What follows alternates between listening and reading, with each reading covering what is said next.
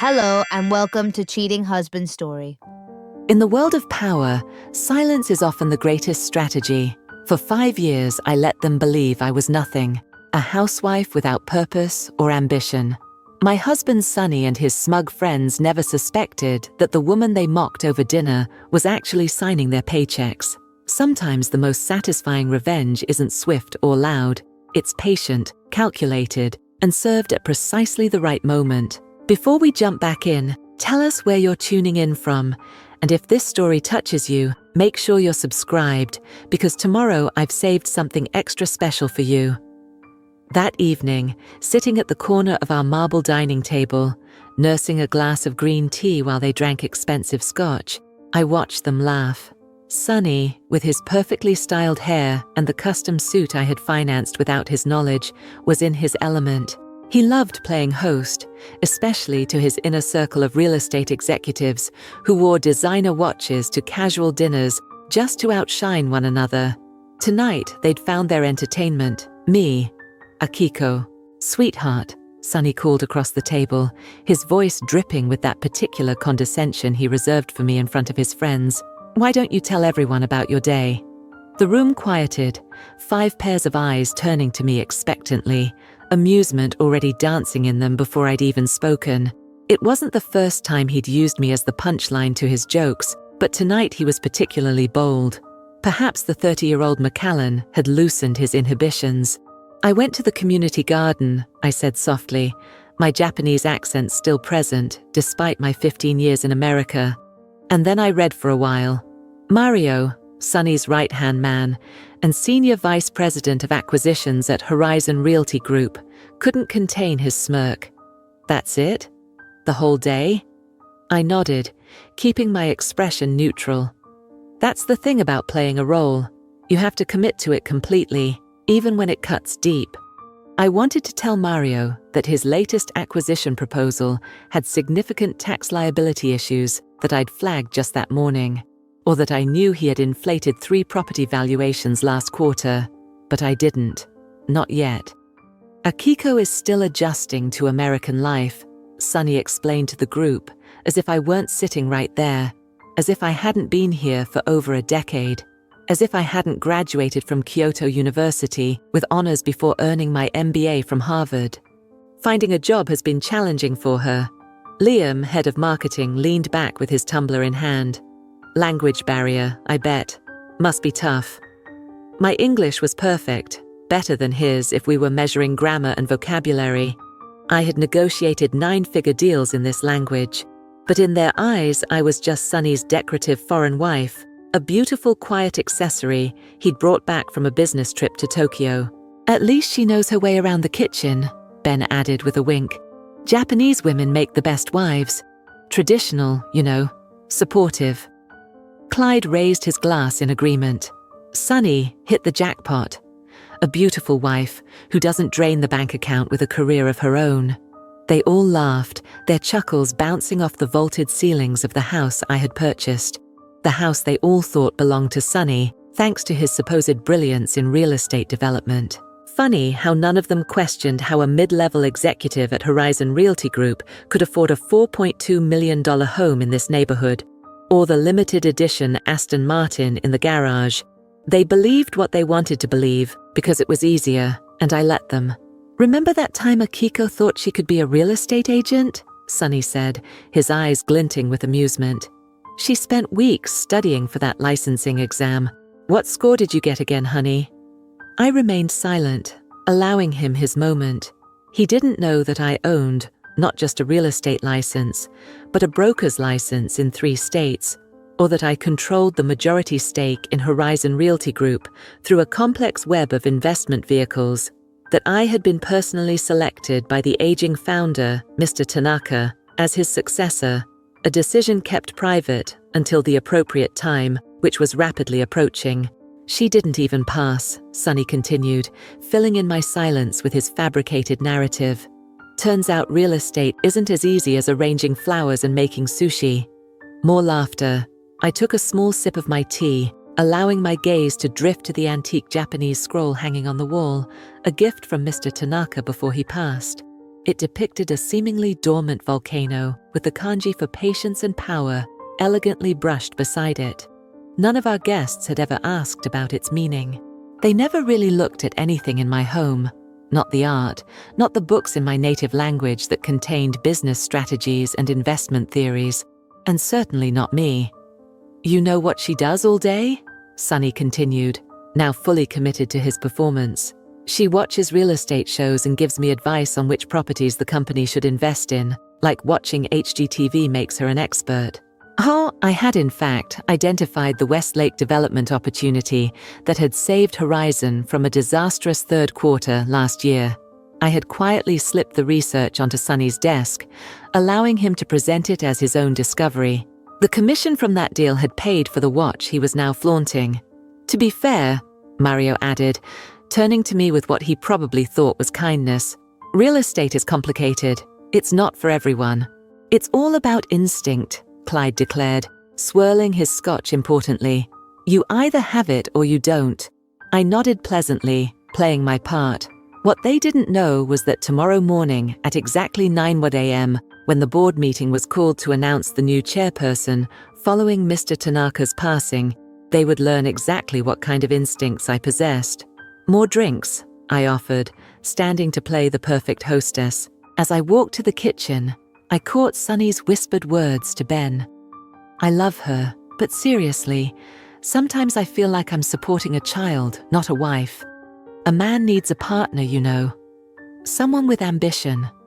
The words stung, as they always did, but tonight they were also fuel. Every dismissive comment, every condescending smile, every time they spoke about me as if I weren't in the room, it all strengthened my resolve for what was coming. In the kitchen, I checked my phone. A message from Mr. Tanaka's attorney confirmed our early meeting before the board announcement. All the documents were prepared, the succession plan ready to be revealed. In less than 15 hours, Sunny and his friends would discover that the woman they had belittled for years was not just part of Horizon Realty Group. She was about to become its chairman. I returned to the dining room with another bottle of scotch, placing it on the table with the practiced grace of a woman who knew her place. Sunny barely acknowledged me, too busy telling the group about his latest brilliant negotiation. A deal I had restructured after hours when he thought I was asleep. Let them laugh tonight, I thought. Tomorrow, none of them would have anything to laugh about. The dinner party dragged on well past midnight, each hour marked by another round of drinks and increasingly blatant disrespect. I maintained my mask of quiet submission, nodding and smiling at appropriate intervals, while my mind calculated the precise impact of tomorrow's revelation.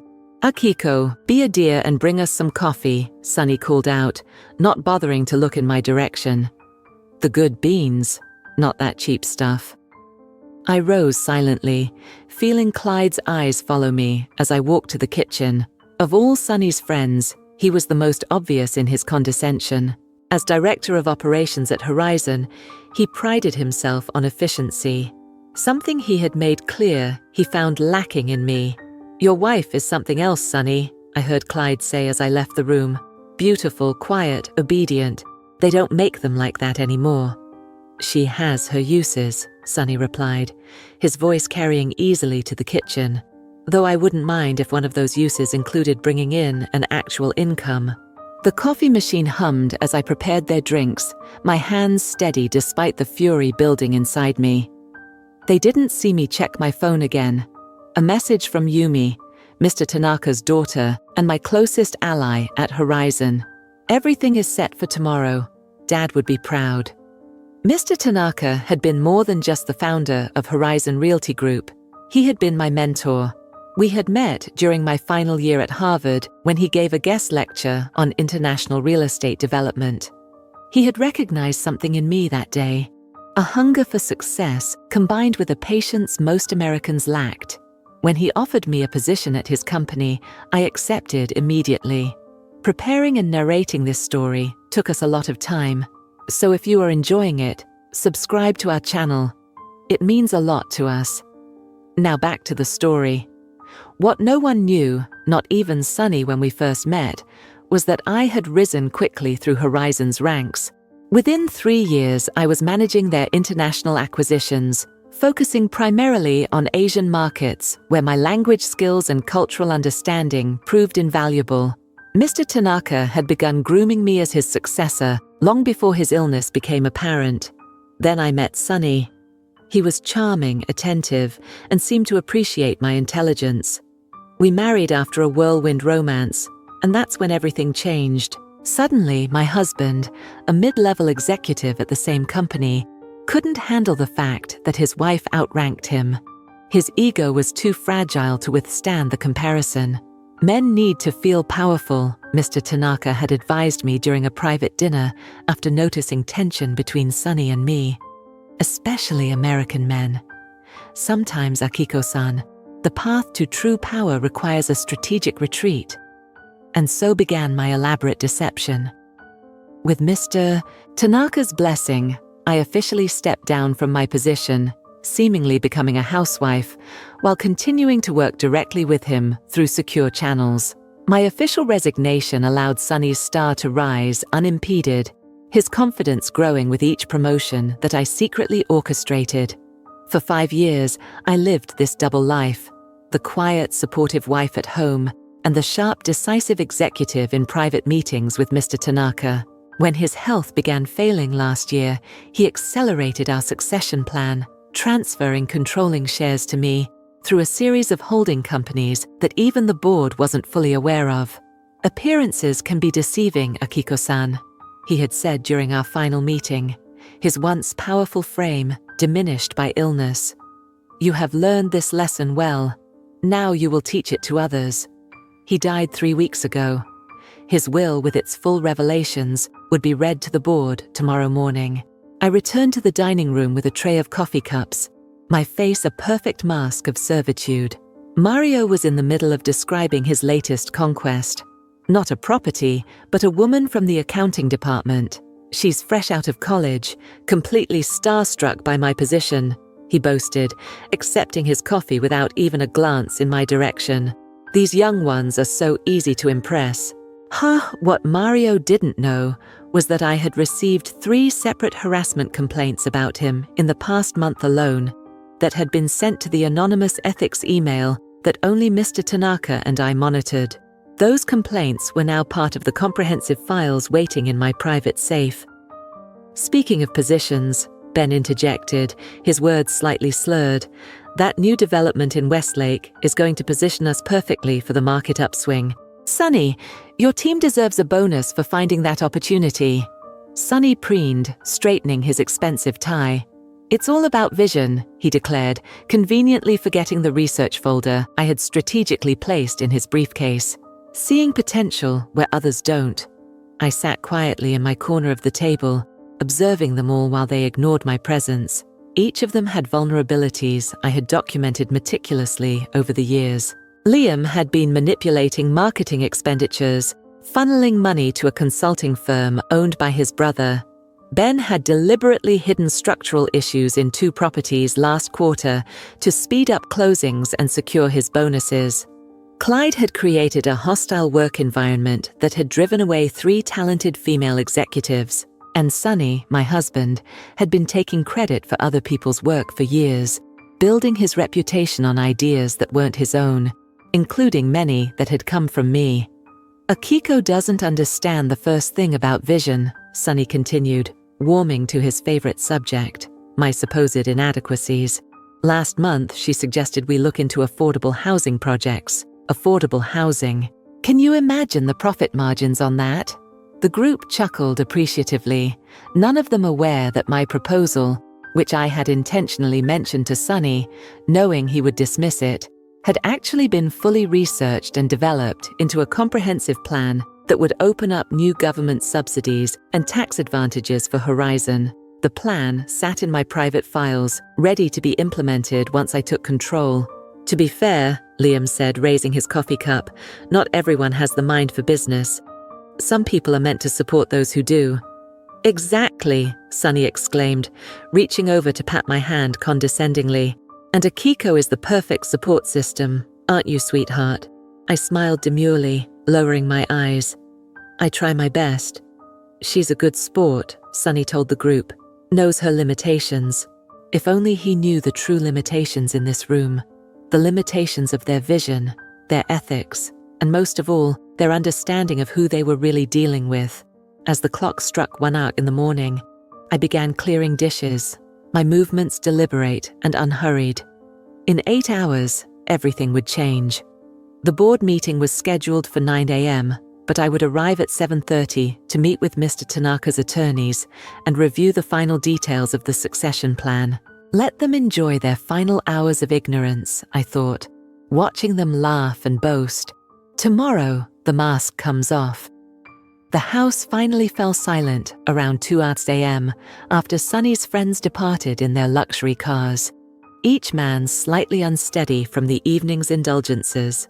I moved through the rooms with practiced efficiency, gathering abandoned glasses and wiping away the evidence of their presence, while Sunny sprawled on the sofa, scrolling through his phone. "You outdid yourself tonight," he said, without looking up. Mario mentioned how impressed he was with the food. "I'm glad they enjoyed it," I replied, keeping my voice soft and appreciative of the rare compliment, though it was clear he was praising my servitude rather than my person. "They're important connections, Akiko. Those men in there, they're the future of Horizon." He set his phone down and looked at me with what he probably thought was patient kindness. "That's why I wish you'd make more of an effort to be interesting to them. All that silent geisha routine, it worked when we were dating, but these are sophisticated businessmen." I paused my cleaning, the term geisha routine sending a flicker of anger through me. The casual racism had become so commonplace, I sometimes wondered if he even recognized it anymore. "What would you suggest?" I asked, genuinely curious about how he envisioned my role in his carefully constructed social hierarchy. Sunny sighed, running a hand through his expertly styled hair. "I don't know. Take some classes maybe? Find a hobby that sounds impressive when they ask what you do all day. Charity work looks good. Maybe join the board of something small. Nothing too demanding, of course." The irony nearly made me smile. While he was suggesting I find a small board to join, I was preparing to take control of a real estate empire worth billions. But I simply nodded, playing my part until the final curtain. "I'll think about it," I promised, collecting his empty glass. "You have the board meeting tomorrow, right? The announcement of Mr. Tanaka's successor." Sunny's expression darkened slightly. "Yeah, probably going to be that dinosaur Wallace from the East Coast Division.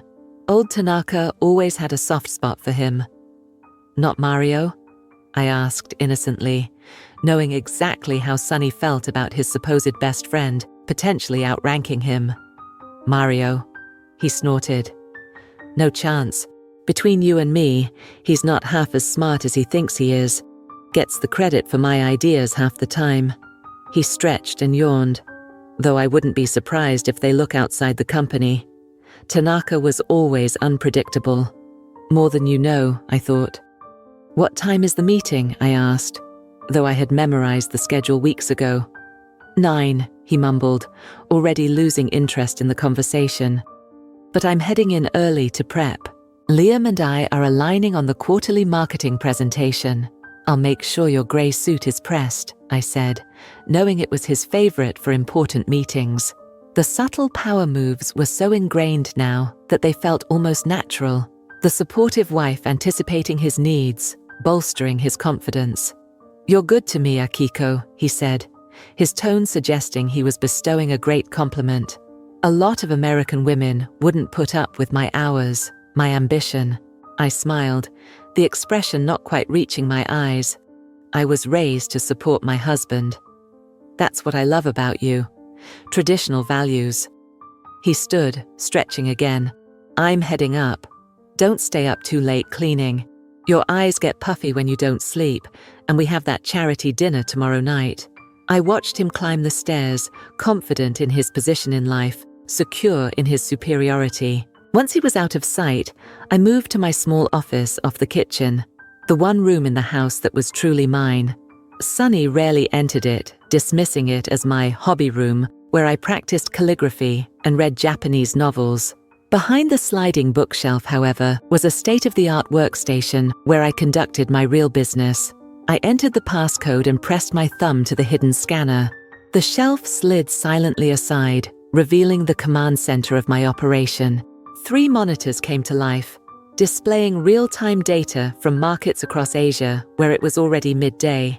I had a video call scheduled with our Tokyo office in 20 minutes to finalize the details of an acquisition that none of the current Horizon executives, including Sunny, knew about.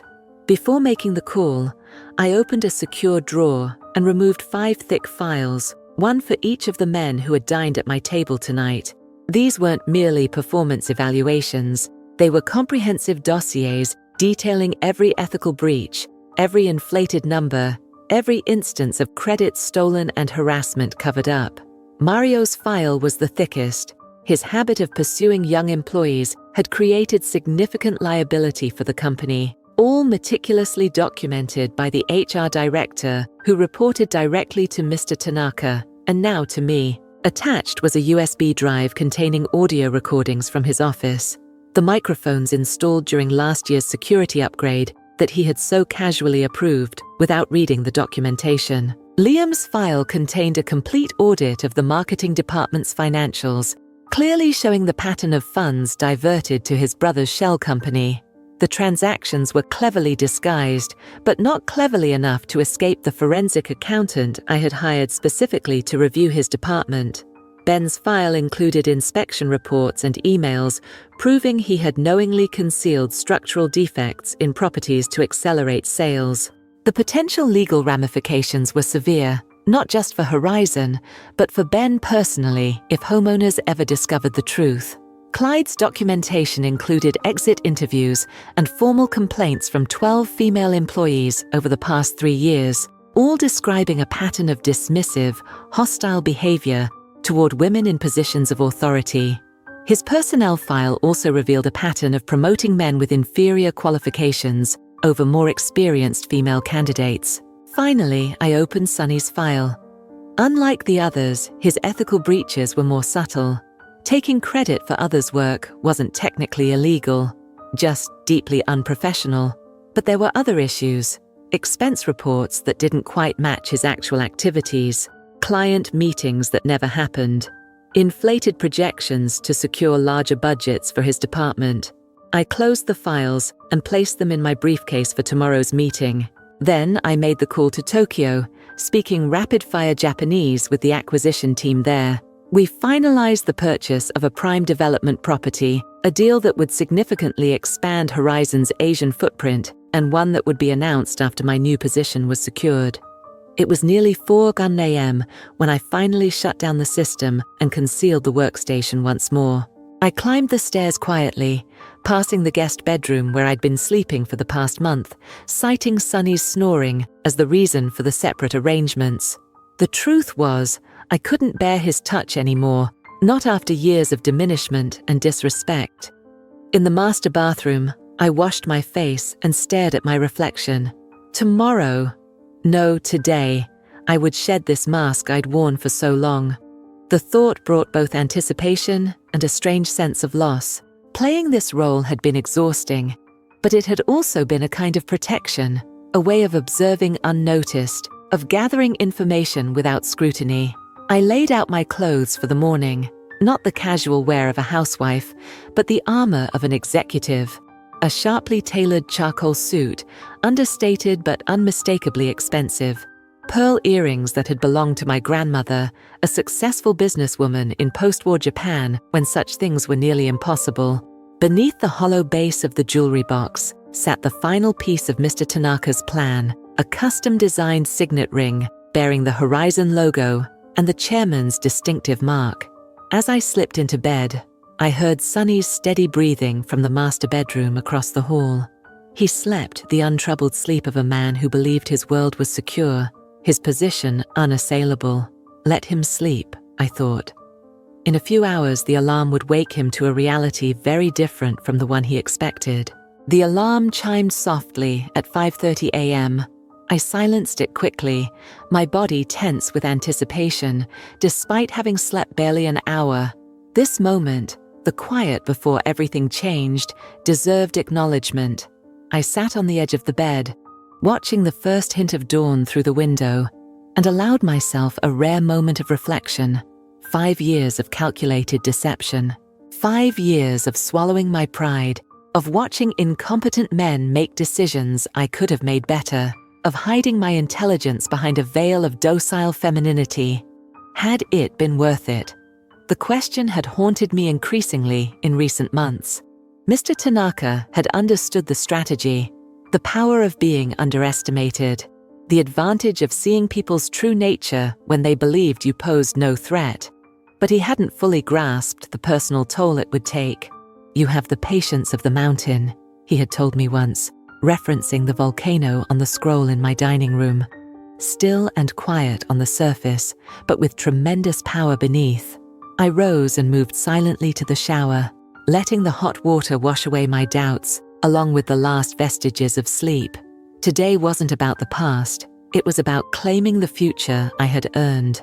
From the bathroom, I heard Sonny's alarm go off, followed by his heavy footsteps and the sound of the coffee maker grinding beans downstairs. My morning routine was precisely calculated. I would emerge only after he had showered and dressed, maintaining our familiar choreography one last time. When I finally descended the stairs at 6:45, Sonny was at the kitchen island scrolling through emails on his tablet, while absent-mindedly eating the breakfast I had prepared the night before. "Big day," I said, pouring myself a cup of green tea. He glanced up briefly. "Just another board meeting, though I suppose the chairman announcement is a big deal." "Are you nervous?" I asked, watching his expression carefully. He scoffed, his ego preventing him from acknowledging even the possibility of anxiety. "Why would I be nervous? Nothing changes for me either way. I run my division, and I run it well." I nodded, taking a small sip of tea. "What time will you be home tonight? Should I keep dinner warm?"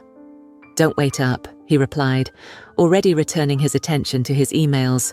"After the announcement, there'll be drinks, networking. Could be late." "Of course." I kept my voice neutral, though I knew exactly how the day would unfold, and it wouldn't include celebratory drinks for Sonny. He stood, gathering his things without really looking at me. "You have that charity thing tonight, right?" "Yes," I confirmed. The charity thing was actually a private dinner with Yumi Tanaka and the company's major international investors, my official introduction as Horizon's new chairman. But Sonny had never paid attention to the details of my social calendar, dismissing my occasional appearances at philanthropic events as attempts to alleviate boredom. He checked his watch. The Patek Philippe that I had given him for our anniversary, its cost far exceeding what his position at Horizon could reasonably afford. Another piece of evidence he had willfully ignored, too caught up in his own narrative to question the inconsistencies. "I should get going. Want to touch base with the team before the meeting." On any other morning, he would have left without a goodbye. Today, perhaps sensing something significant in the air without consciously acknowledging it, he paused at the door. "You know, you really should think about what I said last night. Finding something to occupy your time, it would be good for you." The concern in his voice might have seemed genuine to an outsider, but I recognized it for what it was. Concern for how my perceived idleness reflected on him. "I'll consider it," I said, offering the placid smile he expected. "Good luck today." He nodded and left, the door closing behind him with a definitive click. I remained perfectly still for a moment, listening to his car start and pull away. Then I moved with sudden, decisive energy. First, I called Yumi to confirm she would meet me at the attorney's office before the board meeting. Then I contacted security at Horizon headquarters to ensure my private entrance would be accessible, an entrance established by Mr. Tanaka years ago for discreet meetings, unknown to most employees. Finally, I changed into the suit I had prepared, the transformation from submissive housewife to corporate leader as much psychological as physical. With each button fastened, each smooth line adjusted to perfection, I reclaimed a piece of myself that had been deliberately hidden away. The signet ring was last. I removed it from its hiding place and held it up to the light, watching the subtle engravings catch the morning sun. It was more than jewelry. It was a symbol of succession, of responsibility, of power rightfully earned and too long deferred. As I slipped it onto my finger, a wave of emotions threatened to overwhelm me. Pride, anticipation, resolution, but also a surprising thread of sadness. Despite everything, there had been moments of genuine connection with Sonny in the early days, moments when I had glimpsed the man I thought I was marrying before his insecurities and ambitions revealed his true character. I had loved him once. Perhaps part of me still did, buried beneath layers of disappointment and resentment that complicated the day ahead, made it more than a simple business transaction. This wasn't just about claiming my rightful position, it was about ending a marriage built on false pretenses. My phone buzzed with a message from my driver, waiting discreetly down the block as arranged. I gathered my briefcase containing the 5 files that would reshape Horizon's executive structure by day's end. Before leaving, I took one last look around the house that had been my beautiful prison for 5 years. The carefully curated space spoke volumes about the dynamic between Sonny and me. His golf trophies, prominently displayed, while my academic achievements remained boxed in the attic, his American sensibilities dominating every room except my small office. Even the art on the walls reflected his taste rather than mine, with one exception, Mr. Tanaka's volcano scroll, the only piece of my heritage Sonny had allowed because it added exotic flair to the dining room. Soon I would have a new home, one that reflected all facets of my identity without compromise. But this house, for all its emotional complications, had served its purpose. It had been the stage for my most convincing performance, one that was about to reach its final act. The car ride to the attorney's office was quiet, giving me time to center myself for what was to come. I reviewed the day's schedule once more. 8:30 a.m. Meeting with Mr. Tanaka's legal team. 8:45 a.m. Arrival at Horizon headquarters. 9:19 a.m. Board meeting and succession announcement. 10:30 a.m. Executive restructuring discussion. 12 p.m. Company-wide announcement. 4 p.m. Meeting with international investors. 7 p.m. Dinner with Yumi and key stakeholders. By midnight, Horizon Realty Group would be irrevocably transformed, and so would my life. When I arrived at the attorney's office, Yumi was already waiting. Mr. Tanaka's daughter had been my ally from the beginning, one of the few people who knew the full scope of her father's plans for me. At 45, she was 15 years my senior and had deliberately stepped back from day-to-day operations at Horizon to pursue her own interests, supporting her father's decision to groom me as his successor. "Ready?" she asked simply, rising to greet me with a respectful bow. I returned the gesture, feeling a calm certainty settle over me. "I've been ready for 5 years." She smiled, a flash of her father's shrewd intelligence in her eyes. "He would be proud, not just of what you're about to do, but how patiently you've prepared for it." Together we entered the conference room, where 3 attorneys waited with the final documents. For the next hour, we reviewed the succession plan, the updated corporate structure, and the strategic announcements to be made throughout the day. At precisely 8:30 a.m., we finished. I signed the last document with a steady hand, officially accepting my position as chairman and CEO of Horizon Realty Group. The weight of the moment wasn't lost on anyone in the room. A Japanese woman taking control of a predominantly male American company in an industry still marked by significant disparities. "Tanaka-san would say this is just the beginning," the senior attorney remarked as he sealed the documents. "He would be right," I replied, rising from my seat with newfound authority, "and we have a board meeting to attend." The private entrance to Horizon's headquarters opened with my fingerprint, a security feature installed years ago but rarely used during my self-imposed exile. The executive corridor was quiet at 8:40 a.m.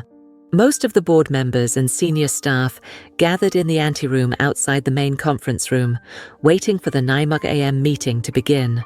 I took the service elevator to the 32nd floor, emerging in a discreet alcove that offered a perfect vantage point of the gathering executives without immediately revealing my presence. Yumi had gone ahead through the main entrance, her appearance causing no stir as she was an expected attendee for her father's succession announcement.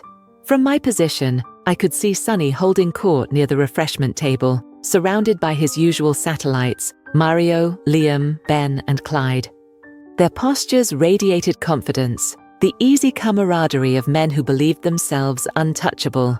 They laughed too loudly, occupying more space than necessary, a physical manifestation of the entitlement they'd cultivated.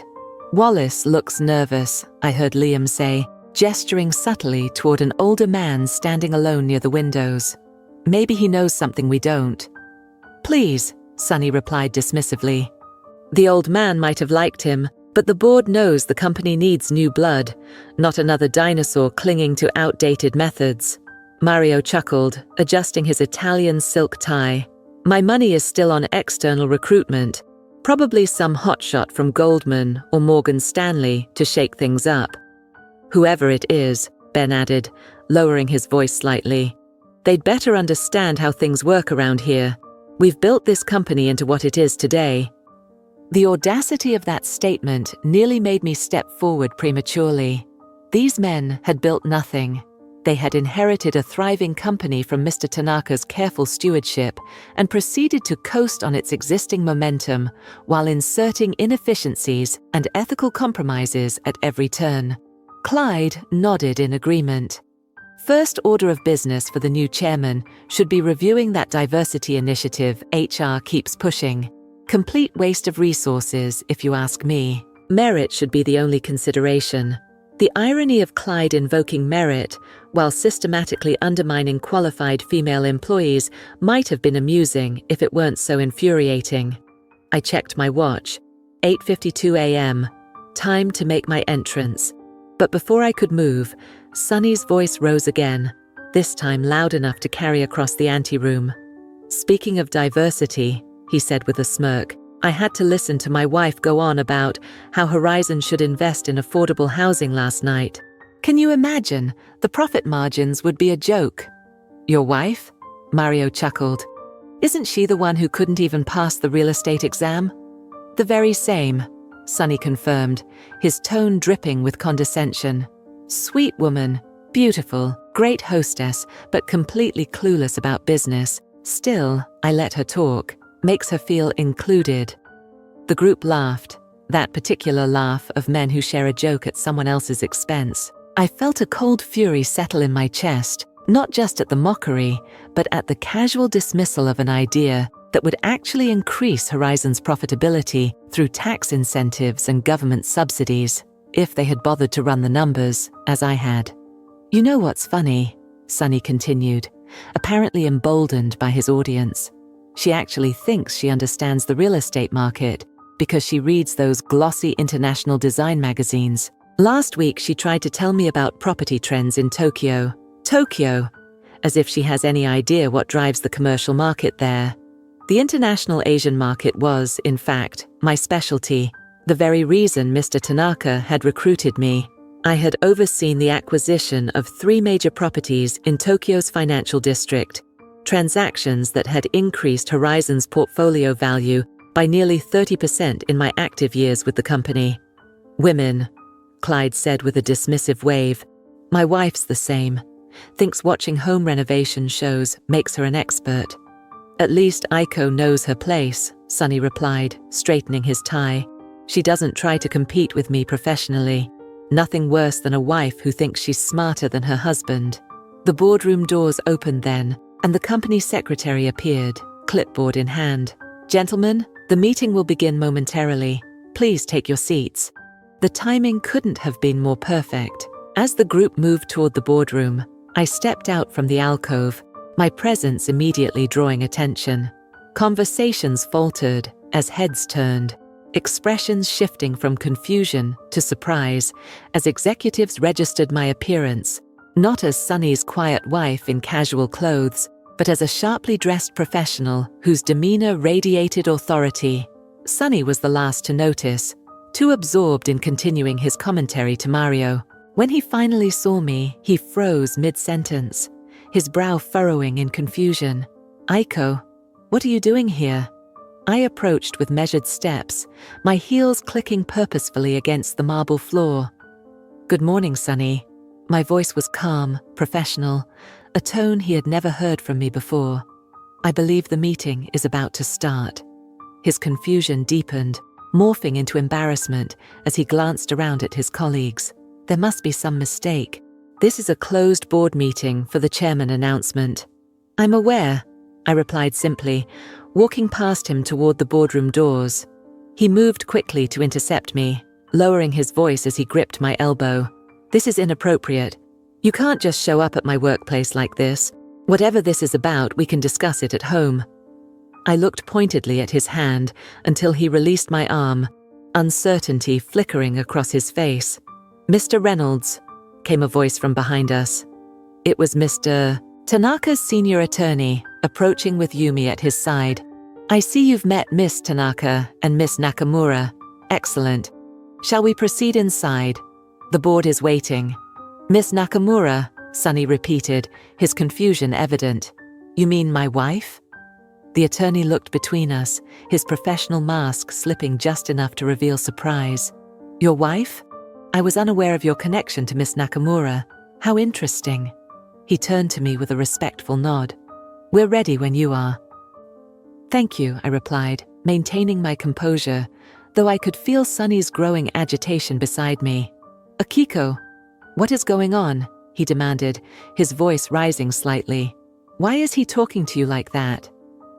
I met his gaze directly, allowing him to see, perhaps for the first time, the woman I truly was. Not the compliant, deferential wife he thought he had married, but a professional equal. No, not equal. His superior in every sense that would soon matter within these walls. "It's time for the meeting," I said quietly. "All your questions will be answered inside." His friends had gathered around now, their expressions ranging from amusement to confusion. Mario leaned in, not bothering to lower his voice. "Sonny, what's she doing here? Did she follow you to work or something?" Clyde chuckled. "Separation anxiety. My first wife used to pull stunts like this, showing up unannounced, embarrassing me in front of colleagues." I turned my gaze to Clyde, allowing a slight edge to enter my voice. "I assure you, Mr. Peterson, my presence here is entirely professional and expected by those who matter." The boardroom doors opened fully then, and the company secretary appeared again. "The board is seated and waiting, Miss Nakamura. Mr. Sato asked that you take the chairman's position at the head of the table." The secretary's words landed like a thunderclap in the suddenly silent anteroom. I watched understanding dawn on Sonny's face, followed by disbelief, then a flash of anger quickly masked by desperate denial. "There's been a mistake," he said, looking between me and the secretary. "My wife isn't. She doesn't."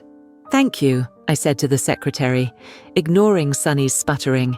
"Please inform the board I'll be right in." As the secretary retreated, I faced Sonny and his stunned friends one last time before entering the boardroom. "Gentlemen, I believe it's time to begin the meeting.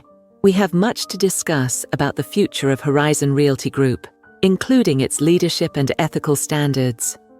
Without waiting for a response, I walked through the doors, feeling the weight of Mr. Tanaka's signet ring on my finger and the lightness of finally shedding a role that had confined me for too long.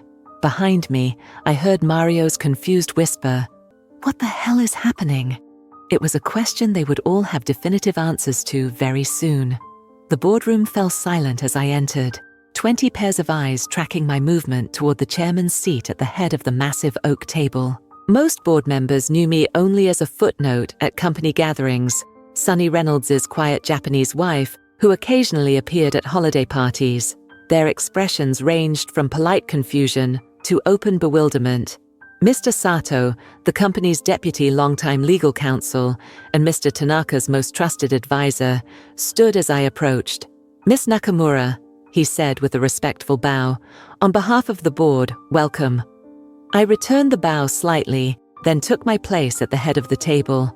Behind me, Sonny and his friends filed in, taking their designated seats along the periphery of the room where non-board executives could observe proceedings. The tension emanating from their corner was palpable, a stark contrast to their carefree arrogance just minutes earlier. "Before we begin," I said, my voice clear and commanding in a way none of them had heard before, "I'd like to thank you all for your presence today at this important transition point for Horizon Realty Group." One of the older board members, Williams, if I recalled correctly, cleared his throat uncomfortably. "Pardon me, but there seems to be some confusion. We were expecting Mr. Tanaka's successor announcement today." "That's precisely why we're here," Mr. Sato interjected smoothly, distributing folders to each board member. "If you'll review the documents before you, everything will become clear." The room filled with the sound of rustling papers as the board members opened their folders. Inside was a comprehensive dossier, my complete professional history with Horizon, documentation of Mr. Tanaka's succession plan, financial statements showing my controlling interest in the company, and the legal certification of my appointment as chairman and CEO. From the corner of my eye, I could see Sonny straining to glimpse the contents of the nearest folder, his face a mask of confusion and growing alarm. Beside him, Mario whispered something, but Sonny shook his head sharply, eyes never leaving me. "As you can see," I continued once they'd had a moment to review the materials, "Mr. Tanaka selected me as his successor several years ago. We've been working closely to ensure a smooth transition following his passing. But you've been absent from company operations for 5 years," another board member objected, flipping through the pages with a furrowed brow. "Your resignation letter is right here, dated 2019. "My official resignation, yes," I acknowledged. "But as Mr. Tanaka's private succession plan indicates, I continued to work directly with him on strategic initiatives. My departure from public-facing roles was part of a long-term strategy to observe company operations from a unique perspective." The implications of this statement weren't lost on anyone in the room. Several heads turned subtly toward the executives seated along the wall, the very people I had been quietly observing and evaluating all these years. "This is highly irregular," Williams protested, though with less conviction, as he continued reading the impeccably prepared legal documentation. "On the contrary," Yumi interjected from her seat near mine, "my father was always deliberate in his planning. Iko was his chosen successor long before his illness.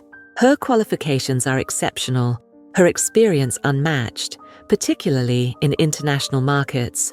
The board's role today is not to approve this succession, but to acknowledge it.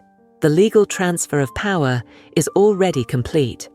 To emphasize this point, I removed a final document from my portfolio, the official certification of my controlling interest in Horizon Realty Group, now representing 53% of all voting shares. "Miss Nakamura," Williams began again. "Chairman Nakamura," Mr. Sato corrected gently but firmly. Williams paused, reassessing the power dynamics that had shifted so dramatically in the space of minutes. "Chairman Nakamura," he amended, "this is unexpected." "Change often is," I replied, allowing myself the first hint of a smile. "Now, shall we proceed to our second agenda item, the restructuring of our executive leadership team?" At these words, the tension in the room sharpened perceptibly. Sonny shifted in his seat, his knuckles white where they gripped the armrests. From my briefcase, I withdrew 5 more folders, red, unlike the blue ones distributed to board members. "Mr. Sato, would you please distribute these to Mr. Reynolds, Mr. Castellano, Mr. Peterson, Mr. Harrison, and Mr. Walsh?" I asked, referring to Sonny, Mario, Clyde, Ben, and Liam by their proper names. As the red folders made their way to their recipients, I continued addressing the board. Over the past 5 years, while working directly with Mr. Tanaka, I've conducted a comprehensive review of Horizon's operations, with particular focus on ethical compliance, financial management, and organizational culture. Sonny opened his folder, his face draining of color as he scanned its contents. Beside him, Mario's expression shifted from confusion to alarm to something approaching panic. My findings, samples of which are in the folders now being reviewed by the gentleman in question, revealed significant areas of concern, I continued. These include financial improprieties, violations of our ethics code, and leadership practices incompatible with Horizon's values and future direction.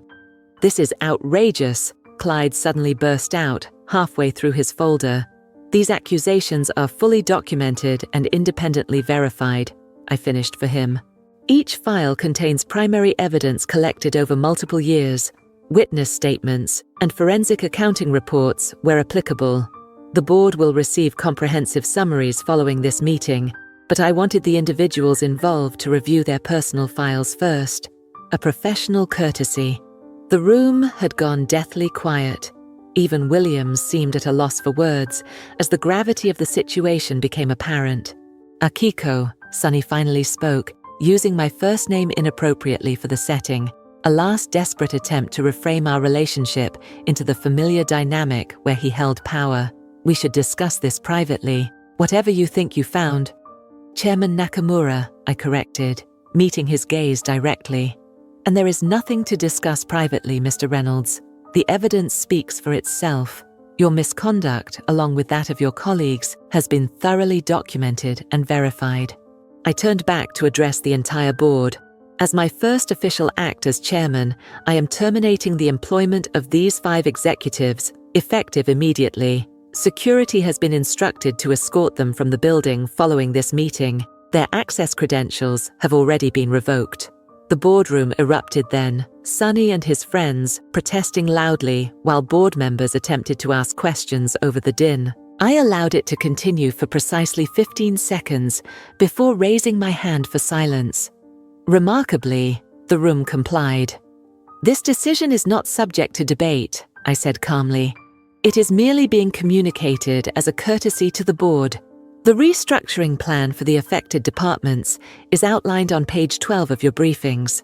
I glanced at the ornate clock on the boardroom wall. "We will take a 15-minute recess.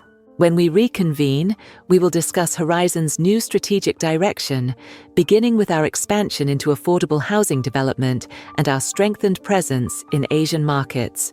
As I stood, signaling the break, Sunny made one last desperate attempt, his voice cracking with a mixture of anger and disbelief.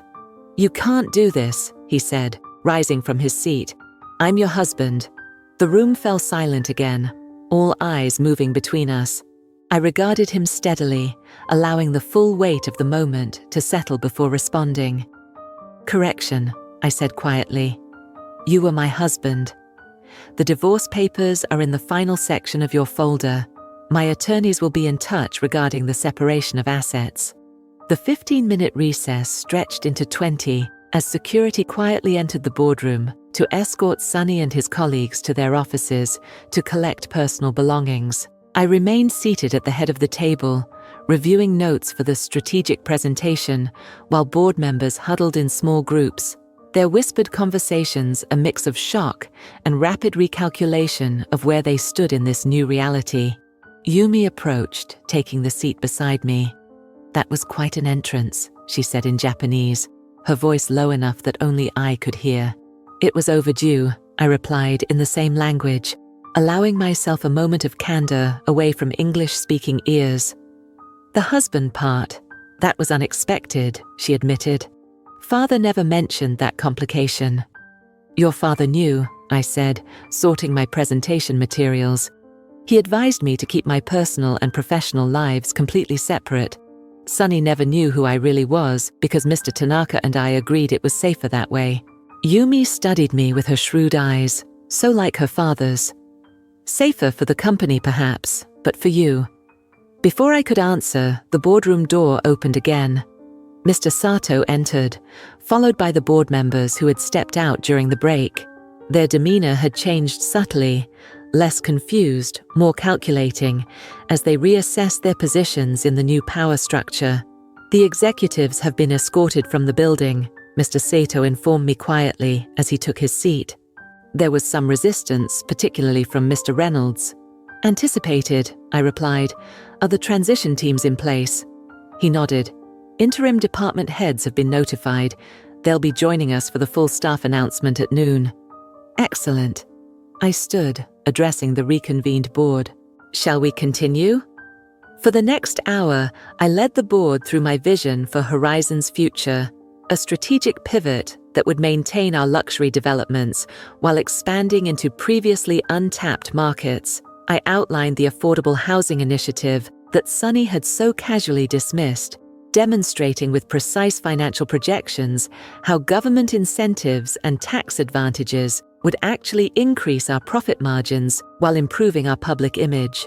I detailed our expanded Asian strategy, leveraging my connections in Tokyo, Singapore, and Seoul to access markets that our competitors had failed to penetrate. I introduced innovative financing structures that would reduce our exposure during economic downturns while maximizing growth during boom cycles.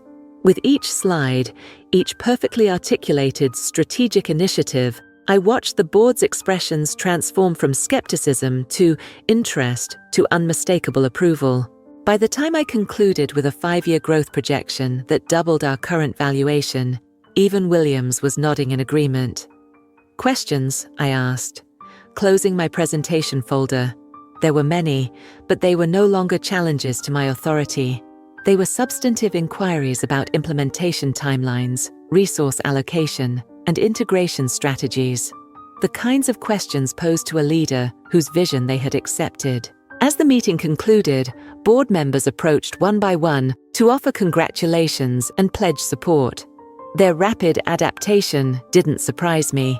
These were business people first, and they recognized a strong position when they saw one. My controlling interest in the company made opposition futile, but my strategic vision made cooperation desirable. The true test would come at noon, when I would address the full staff and publicly take control of the company that had been mine in shadow for years. I was reviewing my notes for this address when the boardroom phone rang. Mr. Sato answered, his expression growing concerned as he listened. "Chairman Nakamura," he said after hanging up, "there's a situation in the lobby. Mr. Reynolds has returned and is demanding to see you. Security is detaining him, but he's causing a scene." I checked my watch, 11:30 a.m. "The company-wide announcement is in 30 minutes.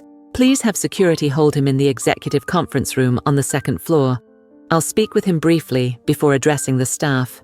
Yumi caught my arm as I prepared to leave. "Is that wise?" she asked in Japanese. "He seems unstable." "Some conversations are necessary," I replied, my voice steady, despite the emotional weight of what lay ahead. "This needs to end cleanly." The executive conference room on the second floor was far enough from the main auditorium that any disturbance wouldn't disrupt the company announcement. When I entered, Sunny was pacing, his earlier confidence replaced by a volatile mix of anger and desperation. His tie was loosened, his perfectly styled hair disheveled, as if he'd been repeatedly running his hands through it. He froze when he saw me, his expression hardening. 5 years, he said, his voice tight with barely controlled rage. 5 years of lying to my face every single day. "An interesting perspective," I replied, remaining near the door. From a man who spent those same years mocking and belittling his wife in front of his friends and colleagues. "That was different," he snapped. "That was just talk, just guys being guys. This..." He gestured around us, indicating the company, the situation, the complete inversion of the power dynamic he had believed in. "This is my life, my career." "And what you did wasn't my life," I asked, allowing a hint of the hurt I'd suppressed for years to surface. Being treated like a decorative accessory? Having my intelligence questioned? My ideas dismissed? Being used as the punchline to your jokes? He had the grace to look momentarily uncomfortable, but his self-preservation quickly overrode any hint of remorse. "You could have told me," he insisted. "If I had known who you really were." "You would have what?" I interrupted. "Respected me? Valued my opinions? Treated me like an equal?" I shook my head. "We both know that's not true. You showed me exactly who you are, Sunny, when you thought I was powerless." He changed tactics, desperation creeping into his voice. "We can fix this. Whatever issues we have personally, they don't have to affect our professional relationship. I've been a valuable asset to Horizon. My client list, my connections." Your misconduct is extensively documented, I said, cutting him off. The inflated projections, the misrepresented meeting reports, taking credit for others' work, including mine. Your termination stands. His facade cracked then, anger overwhelming calculation. You vindictive. You planned this all along, didn't you? Married me just to spy on me, to set me up for some twisted revenge fantasy. I regarded him calmly, his anger breaking harmlessly against the certainty I had cultivated through years of patience. I married you because I loved you, Sonny. I believe you loved me too, the real me, not just the quiet, supportive wife you wanted me to be. This truth seemed to confuse him more than anything else I'd said. He stared at me, his anger momentarily sidetracked by genuine bewilderment. Then why the deception? Why pretend to be something you weren't? I didn't at first, I said quietly, but you made it clear you couldn't handle a wife who might outshine you professionally. Remember our fight after the Westlake property, when I suggested improvements to your proposal and you didn't speak to me for 3 days? You said you needed to be the man in our relationship. Recognition flickered in his eyes.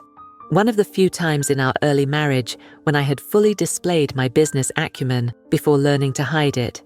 So I made a choice, I continued. I stepped back publicly while continuing my work with Mr. Tanaka.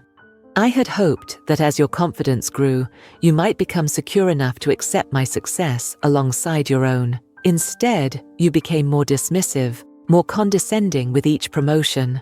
His shoulders slumped slightly, the righteous indignation draining away as the truth of my words penetrated his defenses.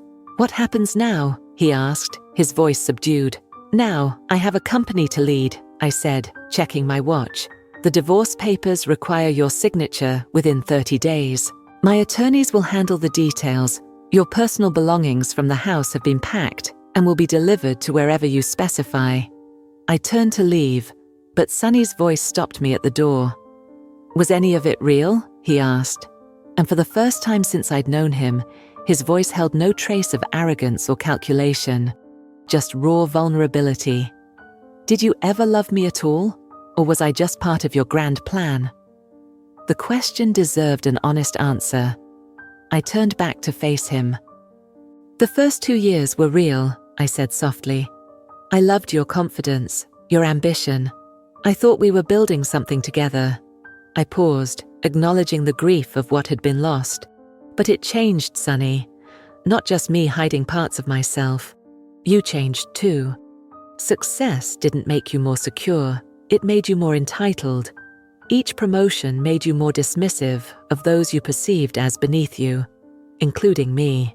He shook his head, but there was less conviction in the gesture. I provided for you, he said. I gave you a beautiful home, vacations, anything you wanted. No, I corrected. You didn't provide those things. I did. My money, my work, my company. You just took credit, like you did at work. I met his gaze directly. And what I wanted wasn't things, Sonny. It was respect, partnership, to be seen for who I really am. For a moment, something like genuine regret flickered across his face. Then his expression hardened again, self-preservation overriding insight. You'll regret this, he said, though his threat sounded hollow even to his own ears. I have connections, friends in this industry who will all know by the end of the day exactly why you were terminated. I finished for him. The evidence is compelling, Sonny. The industry will distance themselves from you and the others. My advice? Take some time to reflect. You're talented when you apply yourself ethically. Perhaps this is an opportunity to rebuild on a more solid foundation. I left him then, his silence more telling than any retort he might have mustered. The security guards stationed outside the conference room would ensure he was escorted from the building after I was safely gone. As I walked toward the main auditorium where the company's employees were gathering for the announcement, I felt a curious lightness. The double life I'd been living, corporate strategist by day, submissive wife by evening, had taken a toll I hadn't fully acknowledged until the weight was lifted. Yumi met me at the auditorium entrance, concern evident in her expression. How did it go? As expected, I replied, straightening my suit jacket. He's angry, hurt, and trying to find someone to blame other than himself. She nodded, understanding the complexities better than most. And you? How are you feeling about all this? I considered the question carefully. Relieved, I said finally. And ready. The auditorium was filled to capacity, over 300 employees from every department seated in anticipation of the announcement. Many looked confused, having heard rumors of the morning's dramatic events. Some seemed worried, which was understandable. Leadership changes often meant job insecurity. Mr. Sato approached the podium, his authoritative presence immediately hushing the murmurs rippling through the crowd. Good afternoon, he began formally. As many of you know, following the passing of our founder and chairman, Mr. Hideo Tanaka, the board has been engaged in succession planning. Today, I am pleased to introduce Horizon Realty Group's new chairman and chief executive officer, Ms. Akiko Nakamura. I stepped onto the stage, the sound of uncertain applause washing over me. From the expressions on many faces, it was clear they were trying to place me, to understand who this unfamiliar Japanese woman was and why she now led their company. Thank you, I said, my voice carrying clearly through the auditorium as I took the podium. Some of you may recognize me, though perhaps not in this context. For the past 5 years, I have been working directly with Mr. Tanaka as his appointed successor while maintaining a deliberately low profile. I paused, letting this information settle. Recognition dawned on some faces, employees who had seen me at company functions as Sonny's wife, but never suspected my true role. Before that, I served as Director of International Acquisitions, specializing in Asian markets. My history with Horizon actually predates many of yours. I was personally recruited by Mr. Tanaka 12 years ago after completing my MBA at Harvard. Whispers spread through the audience as people began connecting dots, revising their understanding of company history. This morning, the board formally acknowledged my position as chairman and CEO, a role I accept with deep respect for Mr. Tanaka's legacy and clear vision for Horizon's future. I then moved to the more difficult part of the announcement. As part of this transition, several executive changes have been implemented, effective immediately. Mr. Reynolds, Mr. Castellano, Mr. Peterson, Mr. Harrison, and Mr. Walsh are no longer with the company. The whispers intensified, unsurprisingly. These 5 men had been fixtures in Horizon's leadership for years. Their sudden, simultaneous departure was unprecedented. I understand this news may be concerning to those who reported to these executives, I continued, my tone measured but firm. I want to assure you that these changes reflect specific leadership issues and are not indicative of broader restructuring or layoffs. Your positions are secure. Relief visibly washed over many faces. In fact, I added, one of my first initiatives as chairman will be implementing the employee profit-sharing program that Mr. Tanaka and I have been developing. Details will be distributed by the end of the week. That announcement generated the first genuine enthusiasm in the room, a strategic move I'd planned carefully. Mr. Tanaka had always believed that employees who shared in the company's success worked more diligently to ensure that success. For the next 20 minutes, I outlined my vision for Horizon's future, our expansion into new markets, our commitment to ethical business practices, and the cultural shift I intended to foster. I emphasized opportunity, innovation, and integrity as our core values moving forward. Change can be unsettling, I acknowledged as I concluded, but it also creates possibilities that didn't exist before. My door is open to your ideas, your concerns, and your aspirations for this company. Together, we will build on Mr. Tanaka's foundation to create something even stronger. The applause that followed was different from the obligatory response at the beginning. More enthusiastic, more genuine. Not universal, certainly. There would be those loyal to the previous leadership who would require time to adjust, but enough to confirm what Mr. Tanaka had always believed, that most people respond positively to authentic leadership, regardless of its source. As the employees filed out, many approached to introduce themselves or offer congratulations. I made a point of engaging genuinely with each one, demonstrating from the outset that my leadership style would be more accessible than my predecessors. By 1:30 p.m., the formal announcements were complete. The afternoon would be devoted to meeting with department heads, reassuring key clients, and beginning the implementation of transition plans developed meticulously over the past months. I returned to what was now my office, the chairman's suite on the top floor with its panoramic views of the city. Mr. Tanaka's personal effects had been respectfully removed weeks earlier, leaving the space ready for its new occupant. I had already instructed facilities to redecorate, replacing the dark, masculine furniture with a more modern, open aesthetic that reflected my own sensibilities while honoring the traditional Japanese design elements that Mr. Tanaka had valued. Standing at the window, I looked out at the skyline, at buildings I had helped acquire and develop over the years, often without receiving any public acknowledgement. That anonymity had served its purpose, allowing me to observe and plan without interference. But now it was time to step fully into the light, to lead not from shadow, but from the front. My phone buzzed with a message from Yumi. "Father would be proud. Dinner still on for tonight?" I smiled, typing back a confirmation. Tonight's dinner with international investors would be my official introduction to Horizon's global partners, the beginning of a new chapter, not just for me, but for the company that had become my life's work. Another message appeared, this one from my attorney. "Reynolds has vacated the residence. Security confirms no damages, safe contents untouched." One more piece falling into place. By nightfall, I would return not to the beautiful prison where I had played the role of submissive wife, but to my own home, as my authentic self.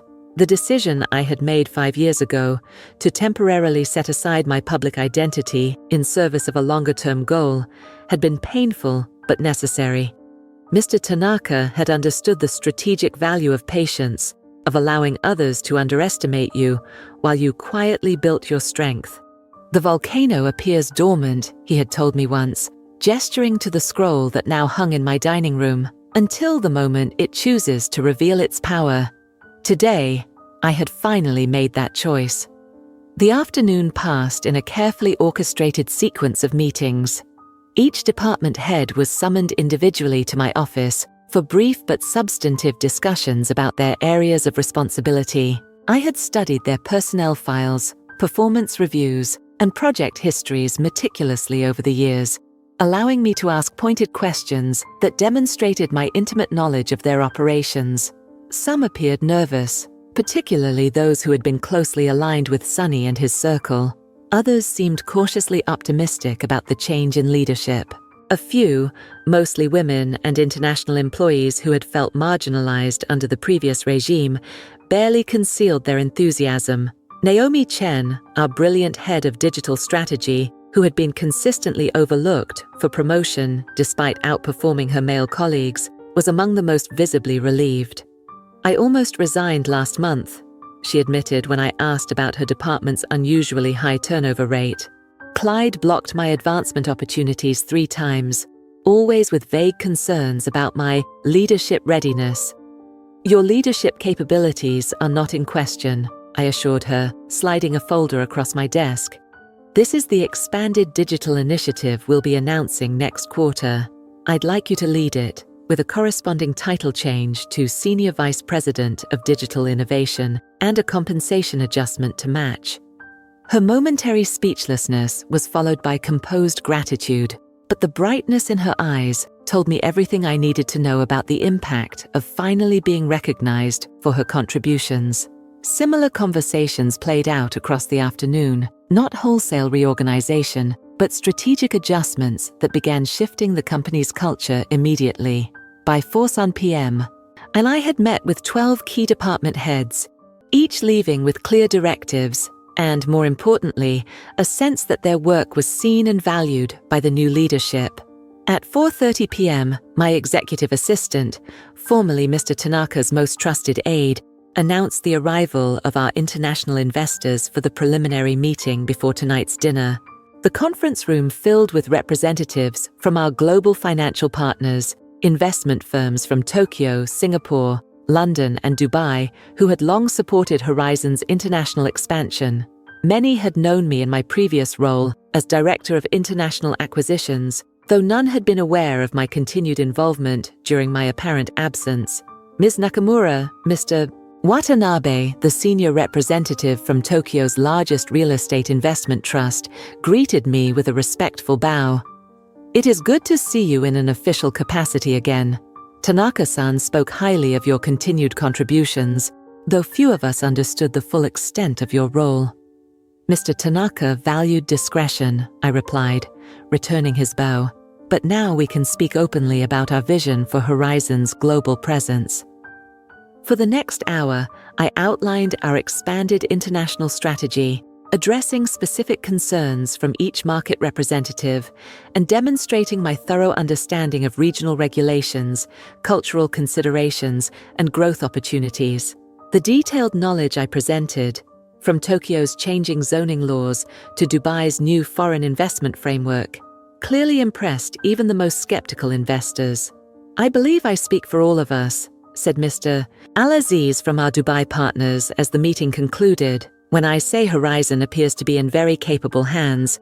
We look forward to tonight's dinner to discuss these opportunities further." As they filed out to prepare for the evening event, Yumi remained behind, a small, satisfied smile playing at the corners of her mouth. "They're convinced," she said, once we were alone.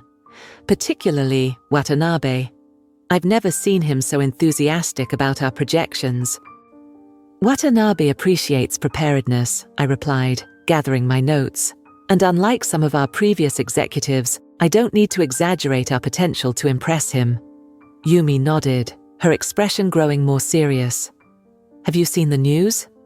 She slid her tablet across the table, displaying a financial news site where a small headline announced, "Shake-up at Horizon Realty. 5 top executives terminated as founder's protege takes control." "It was inevitable," I said, scanning the article. The coverage was factual but limited, focusing on the appointment of a new chairman rather than the reasons behind the executive departures. That would change as more details emerged, but for now, the controlled narrative served our purposes. "What about Sunny? Any more disturbances?" Yumi asked. "Nothing since this morning," I replied. "My attorney reports he's checked into the Four Seasons downtown. Apparently, his corporate credit card still worked. An oversight will remedy by morning." I checked my watch. 5:45 p.m. I should head home to change before dinner. "The car is waiting downstairs." Yumi walked with me to the elevator, her heels clicking in rhythm with mine across the marble floor of the executive suite, a subtle but powerful symbol of the company's new leadership dynamic. "Father would be pleased," she said as we waited for the elevator. "Not just with the business transition, but with you finally reclaiming your identity. He worried about the personal toll of the strategy."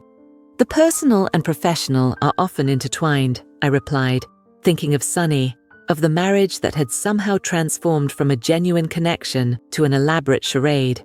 Sometimes sacrifices in one area enable success in another. The elevator arrived, its polished doors sliding open silently. Yumi squeezed my arm gently before stepping back. "No more sacrifices," she said firmly. "From now on, you live on your own terms."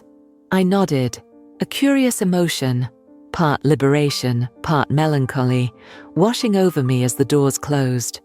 She was right, of course. The deceptions, the careful performance of submission, the strategic diminishment of my capabilities, all of that ended today. Yet there was a strangeness to stepping fully into myself after so long in the shadows, like limbs tingling painfully as circulation returns. The car waited as promised, my driver opening the door as I approached. "Home, Ms. Nakamura?" "Yes," I confirmed, settling into the back seat. "But not the Reynolds residence. Take me to the penthouse on Riverside, please." He nodded, inputting the address of the property I had purchased 6 months earlier. A modern penthouse overlooking the river, designed to my exact specifications, but kept empty until now. Tonight would be its first use, a physical manifestation of my transition from hidden power to visible authority.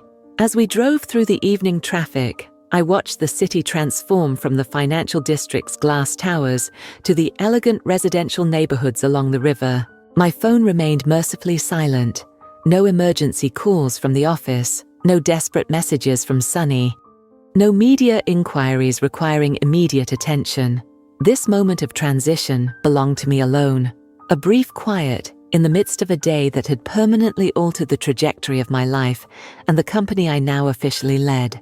The car pulled up to my new building, a sleek structure of glass and sustainable materials that embodied the innovative design principles I hope to incorporate into Horizon's future developments. The doorman, already briefed on my arrival, greeted me with respectful efficiency. "Welcome, Ms. Nakamura. Everything has been prepared according to your instructions."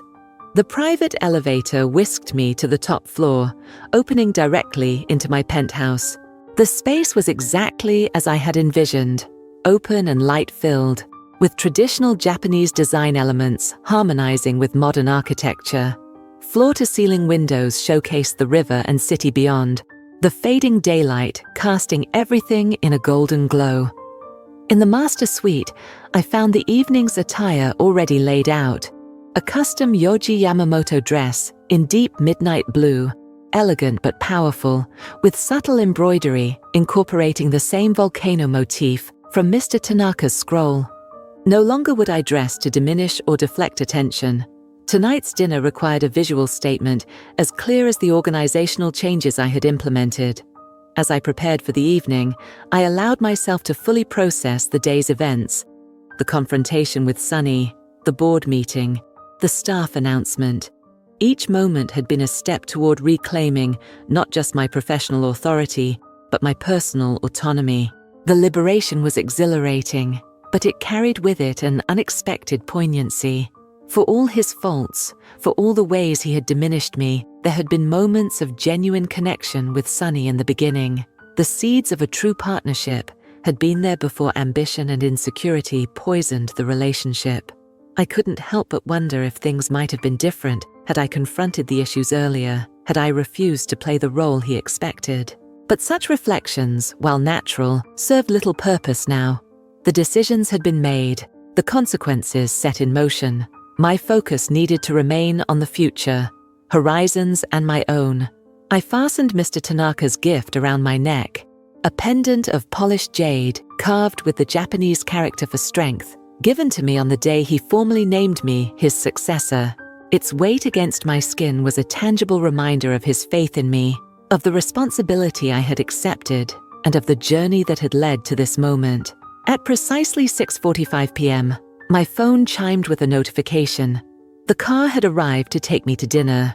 I took one final look in the mirror, no longer seeing the carefully constructed facade of Sunny Reynolds' quiet wife, but the woman I had always been beneath that mask, Akiko Nakamura, chairman and CEO of Horizon Realty Group, finally stepping fully into the light. The private dining room at Makako, the city's most exclusive Japanese restaurant, had been transformed for the evening's gathering.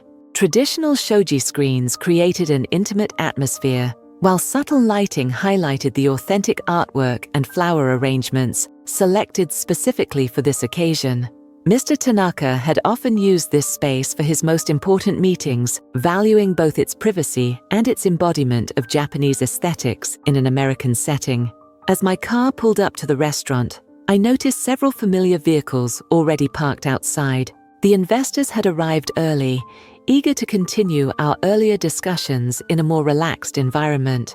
The restaurant's owner, Mr. Hoshino, greeted me personally at the entrance. "Nakamura-san," he said, bowing deeply. "It is an honor to host you in your new capacity. Tanaka-san would be pleased to see his wishes fulfilled." "Thank you, Hoshino-san," I replied, returning his bow. "Your discretion over the years has been invaluable." He smiled knowingly. Mr. Hoshino had been one of the few people aware of my continued work with Mr. Tanaka. Our private meetings, often conducted in this very restaurant, under the guise of language lessons or cultural discussions. "Your guests await you," he said, gesturing toward the private room. "I have prepared Tanaka-san's favorite sake for the traditional kanpai. I nodded my appreciation and followed him through the main dining area. A few patrons glanced up as we passed, their expressions showing flickers of recognition. The news of today's changes at Horizon was clearly spreading beyond financial circles. At the private room's entrance, Hoshino-san slid open the door and announced my arrival. Inside, 12 people rose from their seats around the low table. The international investors from our earlier meeting, Yumi, Mr. Sato, and 2 board members who handled our global relationships. Chair Nakamura, Mr. Watanabe greeted me formally, setting the tone for the evening. The others followed suit, the use of my title and position confirming the transition from our previous working dynamic to this new reality. I took my place at the head of the table, with Yumi and Mr. Watanabe flanking me on either side. The traditional seating arrangement, with the most honored guests positioned furthest from the door, had been carefully planned to reflect both hierarchy and strategic relationships. As the first course was served, conversation remained general and pleasant, touching on market conditions and global trends rather than specific business matters. This, too, was deliberate, part of the ritual of relationship building that our international partners valued far more than American executives typically understood. It was during the second course that Mr. Watanabe steered the conversation toward more specific territory. "Nakamura-san," he began, his English precise but heavily accented, "your international strategy is most impressive. However, I am curious about your personal journey. Few of us understood the arrangement of these past years." The question was politely framed, but direct. The others at the table quieted, equally interested in the answer. "Mr. Tanaka and I recognized certain realities about our industry," I replied, choosing my words carefully. "Real estate development, particularly at the executive level, remains dominated by specific perspectives. We believed that observing the organization from different vantage points would provide valuable insights unavailable through traditional management methods." Mr. Watanabe nodded thoughtfully. "A strategic withdrawal to enable a more effective return, very Japanese in its approach." "Indeed," I acknowledged, though not without its challenges. Alaya, from our Dubai partners, leaned forward slightly. "I imagine those challenges extended beyond the professional realm, given that some of the executives removed today were, I understand, personally connected to you." The room grew even quieter, the directness of her observation pushing at the boundaries of propriety in such a setting. But her position as our most significant Middle Eastern investor afforded her certain liberties, and the question was valid from a business perspective. "Personal connections should never supersede professional ethics," I said, my tone firm but not defensive. "The decisions made today were based on extensive documentation of conduct incompatible with Horizon's values and future direction. The board has reviewed this documentation and fully supports the actions taken."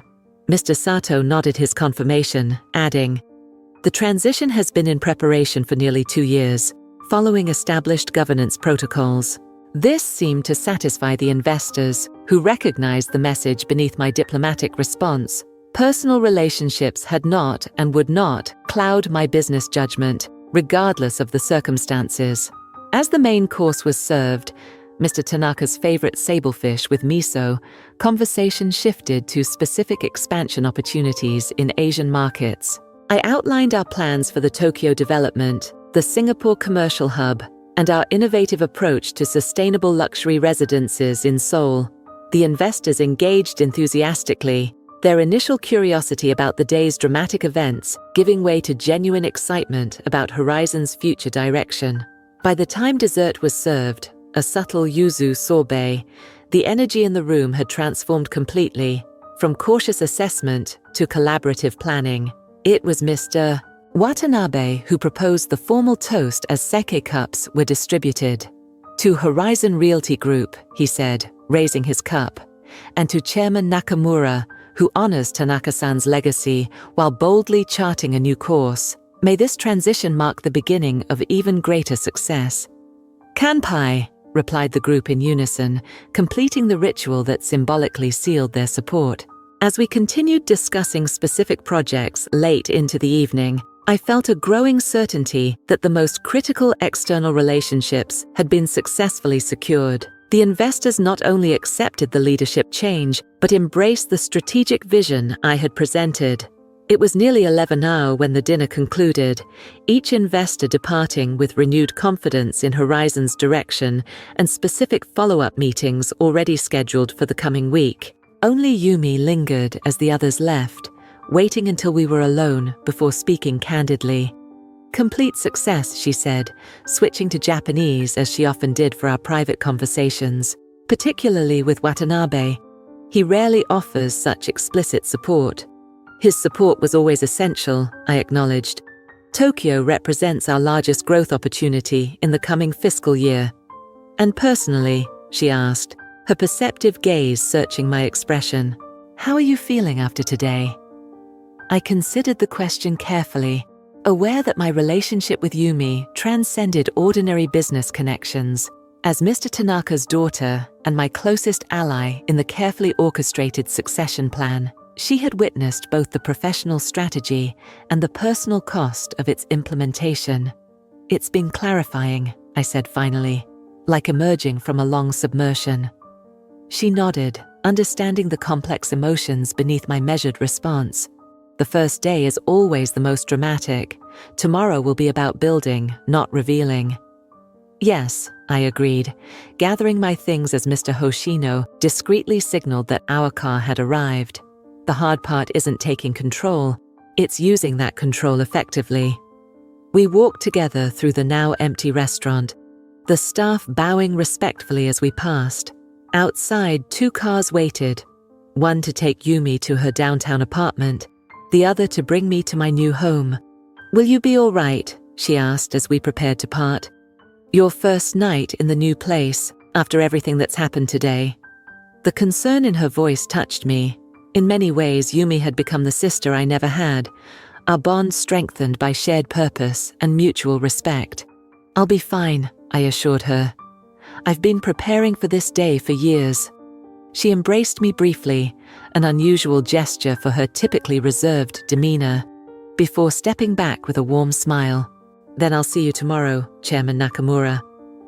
As my car pulled away from the restaurant, I finally allowed myself to exhale fully, the tension of the day's carefully managed confrontations and negotiations giving way to a quiet sense of accomplishment.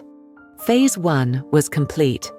The revelation of my true position had been executed precisely as planned, with minimal disruption to the company's operations and maximum impact on its future trajectory. Tomorrow would bring new challenges. The practical work of implementing the strategic vision I had presented, managing the inevitable media inquiries, and solidifying the internal cultural changes I had initiated. But tonight, in this moment of transition between my old life and new, I permitted myself a rare feeling of personal satisfaction. The city lights blurred slightly as we sped toward my new home, the familiar skyline now representing something different, not just the market I had helped develop from behind the scenes, but the visible manifestation of what could be accomplished when patience and strategic vision aligned with opportunity.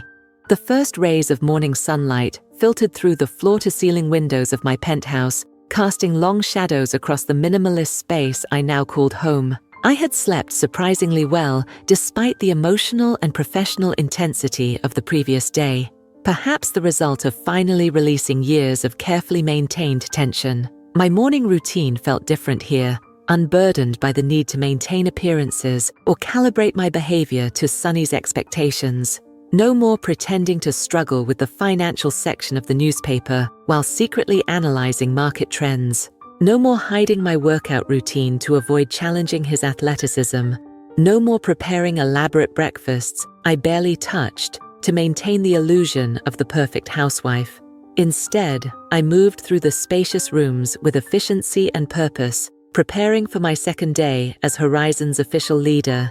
Today would be about consolidation, reinforcing yesterday's revelations and beginning the implementation of changes long planned but only now possible to execute. My phone chimed with a message from Mr. Sato. "Press inquiries multiplying. Prepared statement ready for your review.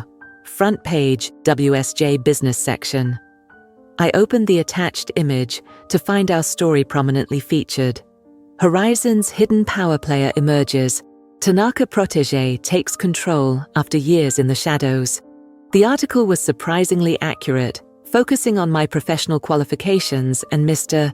Tanaka's long-term succession planning rather than sensationalizing the personal elements of the story.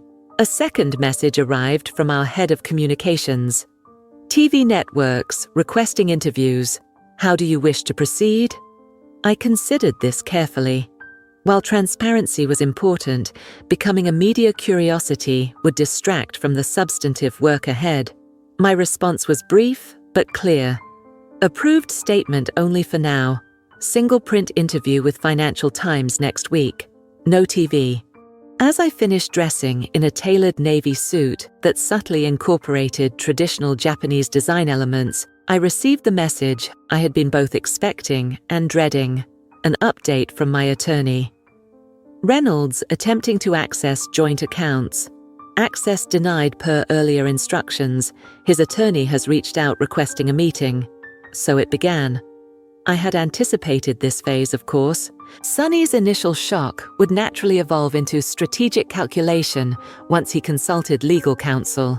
I forwarded the message to my personal attorney with simple instructions. Proceed as discussed. No deviations from the agreed terms. The prenuptial agreement was comprehensive and legally sound.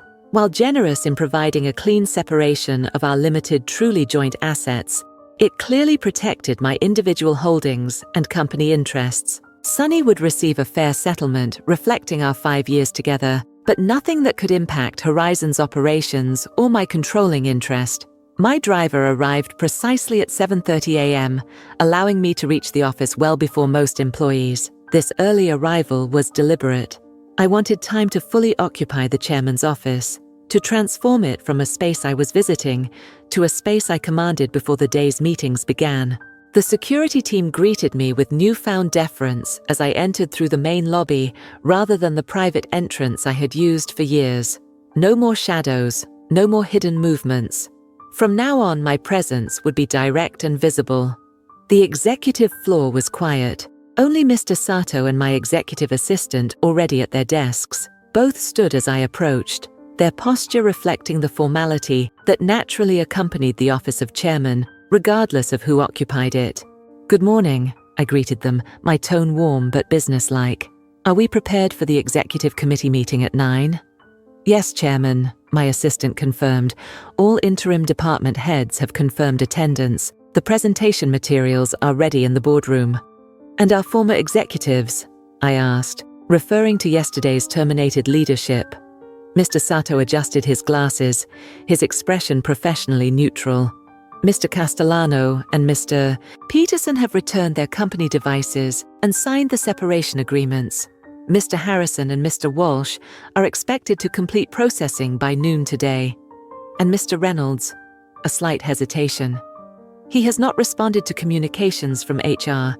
His company accounts remain active, but frozen. I nodded, unsurprised. Sonny would resist the longest, believing his particular relationship with me might afford him special treatment or leverage. Proceed with standard protocols. If he hasn't responded by close of business today, have security retrieve all company property from his last known location. Understood. I spent the next hour reviewing the day's agenda and making final adjustments to the executive committee presentation. This would be my first formal meeting with the remaining leadership team, those who had not been part of Sonny's inner circle, but who would now form the core of Horizon's new direction. At precisely 8:55 a.m., I made my way to the boardroom, taking the chairman's seat at the head of the table. One by one, the department heads arrived. Some I had worked with directly during my active years at the company. Others I knew only through observation and reports. Their expressions ranged from curious to cautious, to openly enthusiastic. Naomi Chen, now officially Senior Vice President of Digital Innovation, following yesterday's promotion, gave me a subtle but warm smile as she took her seat. Beside her, James Alvarez from Finance looked significantly more relaxed than he had during Clyde's tenure, when his ethical concerns about financial reporting had been repeatedly dismissed. At 9 a.m. sharp, I called the meeting to order. "Good morning," I began, my voice clear and authoritative. "Yesterday marked a significant transition for Horizon Realty Group. Today, we begin the work of transformation. Each of you is here because you have demonstrated both competence and integrity during your time with the company. Those qualities will be the foundation of our path forward." For the next 2 hours, I led them through the comprehensive strategic plan that Mr. Tanaka and I had developed over the past years. Unlike yesterday's board presentation, which focused on high-level direction, this session delved into specific operational changes, accountability structures, and performance metrics. I introduced the new ethical compliance system, the revised compensation framework that rewarded collaboration rather than internal competition, and the expanded international initiatives that would drive our growth over the next decade. "Questions?" I asked, as the formal presentation concluded. The room was momentarily silent, the volume of information requiring processing. Then James Alvarez cleared his throat. "Chairman Nakamura," he began, his tone respectful but direct. "These changes represent a significant shift from how the company has operated under previous leadership. How do you suggest we manage the transition, particularly with teams accustomed to different methods?" The question was diplomatic but clear. How should they navigate the cultural change after years under Sonny's regime of favoritism and questionable ethics? "Transparency," I replied without hesitation. "The most destabilizing force in any organization is uncertainty. Be clear about expectations, consistent in their application, and open about the reasons behind changes. Those who thrived under the previous system because of merit will continue to thrive. Those who depended on favoritism will need to adapt or find opportunities elsewhere." Nods around the table indicated appreciation for the straightforward approach. "Additional resources will be provided to departments most impacted by yesterday's leadership changes," I continued. "HR has prepared transition plans for each area, and I will personally meet with any team experiencing significant disruption." Naomi raised her hand next. "The Affordable Housing Initiative, is that still proceeding on the accelerated timeline discussed yesterday?" "Yes," I confirmed. "In fact, I'd like you and James to coordinate on the digital marketing and financing aspects. The project documents will be in your inboxes by noon today." The meeting continued with increasing engagement as the initial wariness gave way to productive discussion. By the time we concluded at 11:15 a.m., the energy in the room had transformed from cautious assessment to collaborative planning, precisely the shift I had hoped to achieve. As the executive team dispersed to brief their respective departments, Mr. Sato approached with an update. "Security reports Mr. Reynolds is downstairs, demanding access to the executive floor. He's becoming disruptive." I checked my watch, considering the situation. This confrontation was inevitable. The only variables were timing and audience. "Have security escort him to the small conference room on this floor," I instructed after a moment's thought. "I'll speak with him briefly. Ensure legal counsel is standing by, but not present in the room." "Are you certain that's wise?" Mr. Sato asked, his concern evident. "It's necessary," I replied. "Better to address this directly than allow it to fester. Please inform security. I'll be there in 5 minutes." The small conference room had been deliberately chosen for this confrontation. Unlike the main boardroom with its imposing table and ceremonial trappings of power, this space was neutral, functional, and, most importantly, equipped with security cameras and recording capabilities. Whatever transpired in the next few minutes would be documented for legal purposes. I entered to find Sonny pacing the length of the room, his appearance markedly different from his usual polished persona. His hair was disheveled, his normally immaculate suit wrinkled as though he'd slept in it. When the door opened, he spun around, his expression cycling rapidly from anger to surprise to a strange calculating intensity. "Akiko," he said, his use of my first name a deliberate attempt to re-establish our personal connection. "Finally, this has gone far enough." I remained standing near the door, maintaining both physical and emotional distance. "Mr. Reynolds, I understand you wish to speak with me. I can give you 10 minutes before my next meeting. Mr. Reynolds? He repeated incredulously. Is that what we're doing now? After 5 years of marriage, I'm suddenly Mr. Reynolds to you? In this building, in this context, yes, I replied evenly. This is a professional setting, and I am addressing you as a former employee of Horizon Realty Group. His laugh held no humor. This is insane. You've had your moment, you've made your point. Now it's time to be realistic. I'm being entirely realistic, I said. Your employment has been terminated for cause. The documentation has been processed. Your company access has been revoked. These are the realities of the situation. He stepped closer, lowering his voice as if sharing a confidence. Look, I understand you're angry. I said some things, made some jokes I shouldn't have. But this, he gestured broadly, encompassing the building, the company, the situation. This is an overreaction. We can fix this. There's nothing to fix, I replied. The changes at Horizon are not the result of personal grievances, but professional assessments conducted over years. Your performance, ethics, and leadership have been found wanting. The decision is final. His facade of reasonableness slipped, frustration breaking through. You can't just erase 5 years of my career because your feelings were hurt. I built relationships with clients. I developed properties that made millions for this company. You took credit for other people's work, I corrected. You inflated projections, misrepresented meeting outcomes, and created a culture of favoritism that undermined Horizon's performance. All of this is extensively documented. Sonny ran a hand through his hair, his strategy shifting again. The board can't possibly support this. You've manipulated them with whatever story Tanaka fed them before he died. Once they see the full picture, the board has reviewed all relevant documentation, I interrupted.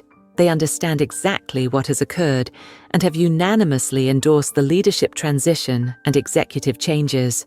For a moment, he seemed genuinely at a loss, the reality of his situation finally penetrating his denial. Then his expression hardened. And what about our marriage? Was that just part of your corporate espionage too?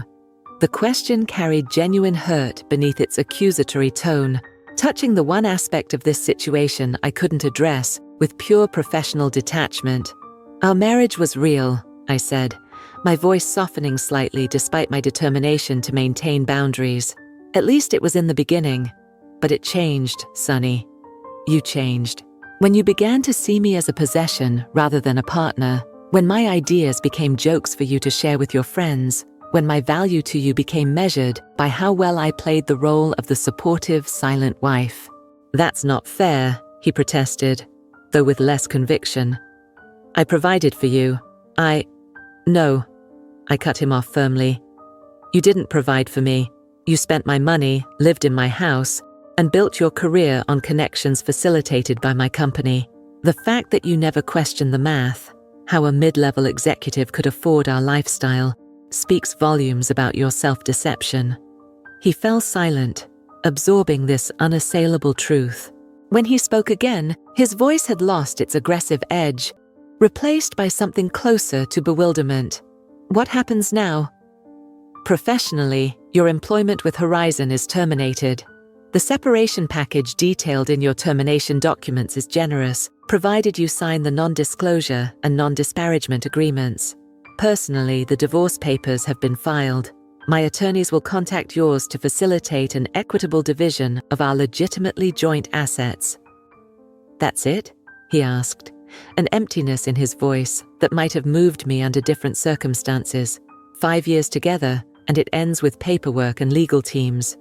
It ended long before today, I replied quietly. Today merely makes official what has been true for some time. He looked around the conference room at the sleek furniture and corporate art, symbols of the power he had believed was his by right.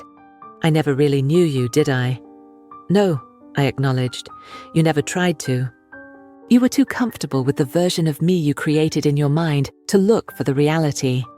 Security appeared in the doorway, a silent reminder that our time was concluding. Sunny noticed them and straightened his shoulders, making one final attempt to salvage his dignity. "This isn't over," he said. But the threat sounded hollow even to his own ears. "I built a reputation in this industry. People respect me. My clients trust me." "Your clients trusted Horizon," I corrected, "and they will continue to do so under its new leadership. As for your reputation," I paused, not out of cruelty, but precision.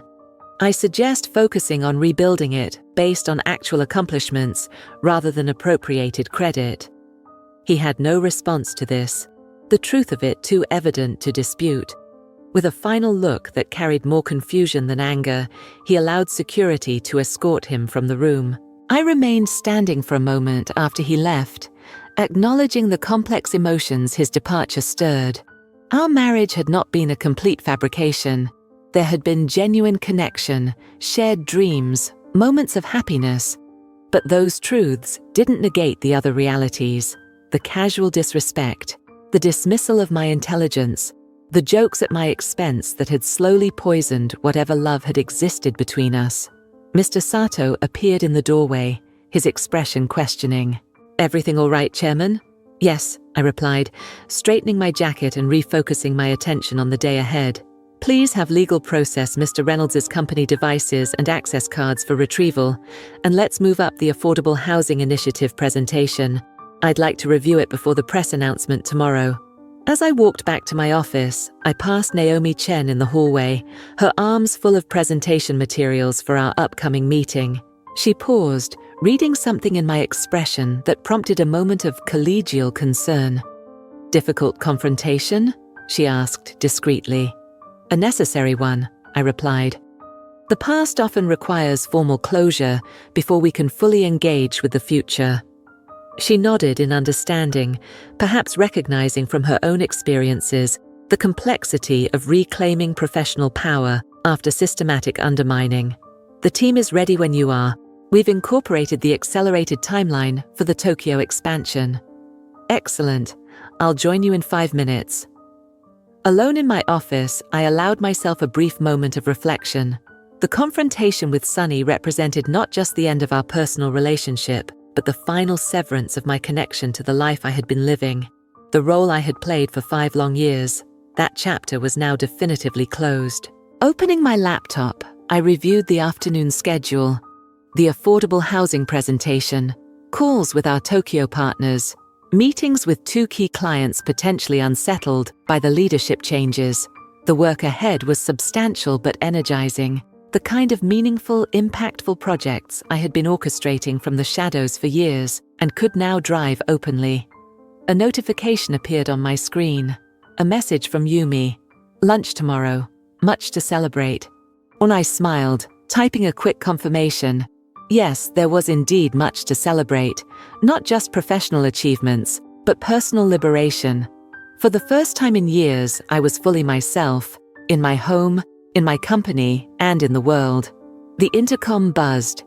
"Chairman Nakamura, the team is assembled for the affordable housing presentation." "On my way," I replied, rising from my desk with purposeful energy. The past was acknowledged and released. Now the future awaited.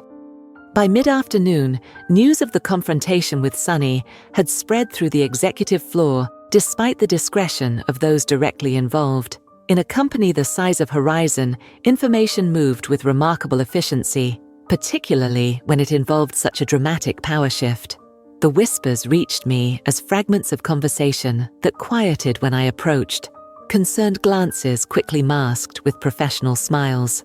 I neither confirmed nor denied the rumors, understanding that the personal dimension of the story would inevitably become part of company lore. What mattered was channeling that energy into productive change, rather than allowing it to become a distraction. The affordable housing presentation had gone exceptionally well, with the team embracing the accelerated timeline and innovative financing structure I had proposed. This initiative, repeatedly dismissed by Sunny and his circle as unprofitable, would actually increase our tax advantages while establishing Horizon as a pioneer in sustainable community development. "The first phase can break ground within 60 days, James concluded as the presentation ended. We've already identified 3 potential sites that meet our criteria. Excellent, I replied, reviewing the projections one final time. Let's proceed with site assessments immediately. And James, make sure the community engagement team is involved from the beginning. I want local input incorporated from day one, not as an afterthought. He nodded, making a note. Understood. Very different from our usual approach. Very different results too, I said with a faint smile. Sometimes the most profitable path isn't the most obvious one. As the team filed out, my executive assistant appeared with an update that I had been anticipating with mixed emotions. Chairman, the remaining executives have completed their exit processing. All company property has been returned and the separation agreements have been signed, except for Mr. Reynolds. His attorney has submitted a formal request for an extended negotiation period. Denied, I said without hesitation. The terms are non-negotiable. He has until 5 p.m. today to sign the standard agreement, or we proceed with the alternative separation protocol. The alternative protocol was significantly less generous, involving immediate legal action to recover company resources and a formal ethics investigation that would become part of the public record. Sonny's attorney would understand the implications, even if Sonny himself remained defiant. Also, my assistant continued, Mr. Castellano has requested a brief meeting before leaving the building. He's waiting in the small conference room. This was unexpected. Of Sonny's inner circle, Mario Castellano had been perhaps the most problematic, his treatment of female employees creating particular liability for the company. That he would seek a meeting rather than departing quietly suggested either remarkable self-awareness or a misguided attempt at negotiation. I'll see him, I decided after a moment's consideration. Please inform security to remain nearby and ensure the recording system is active.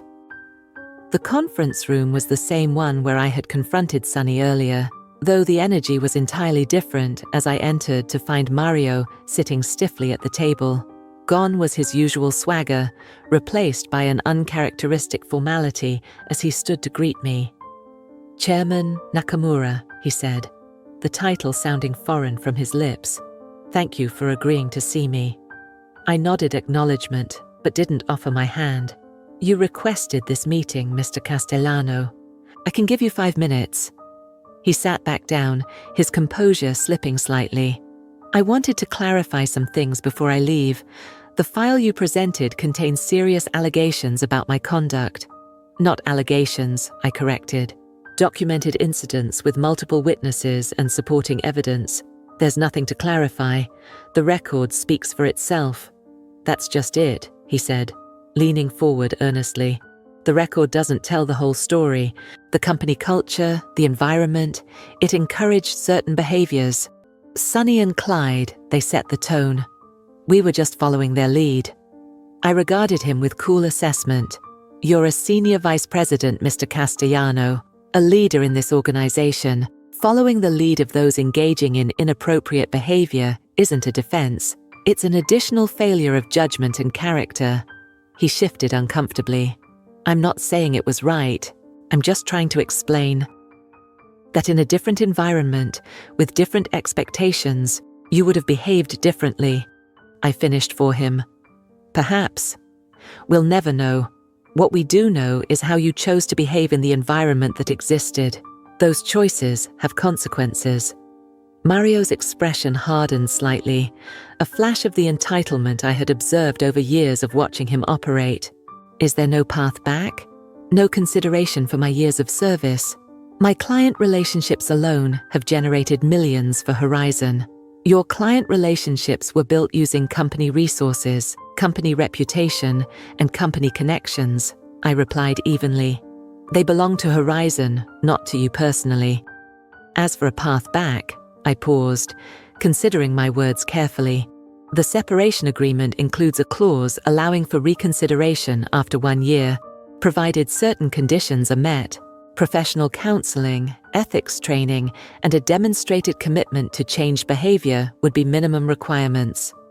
Hope flickered briefly in his eyes before reality reasserted itself. And in the meantime? My career? My reputation? Will reflect your actions, I said simply. The separation agreement includes a neutral reference if you choose to pursue opportunities elsewhere. How you address your departure with potential employers is your decision. Honesty would be advisable.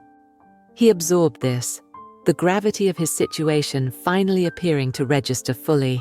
When he spoke again, his tone had lost its defensive edge. I never would have guessed, he said quietly.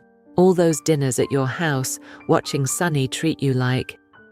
And the whole time you were actually observing, I supplied when he trailed off.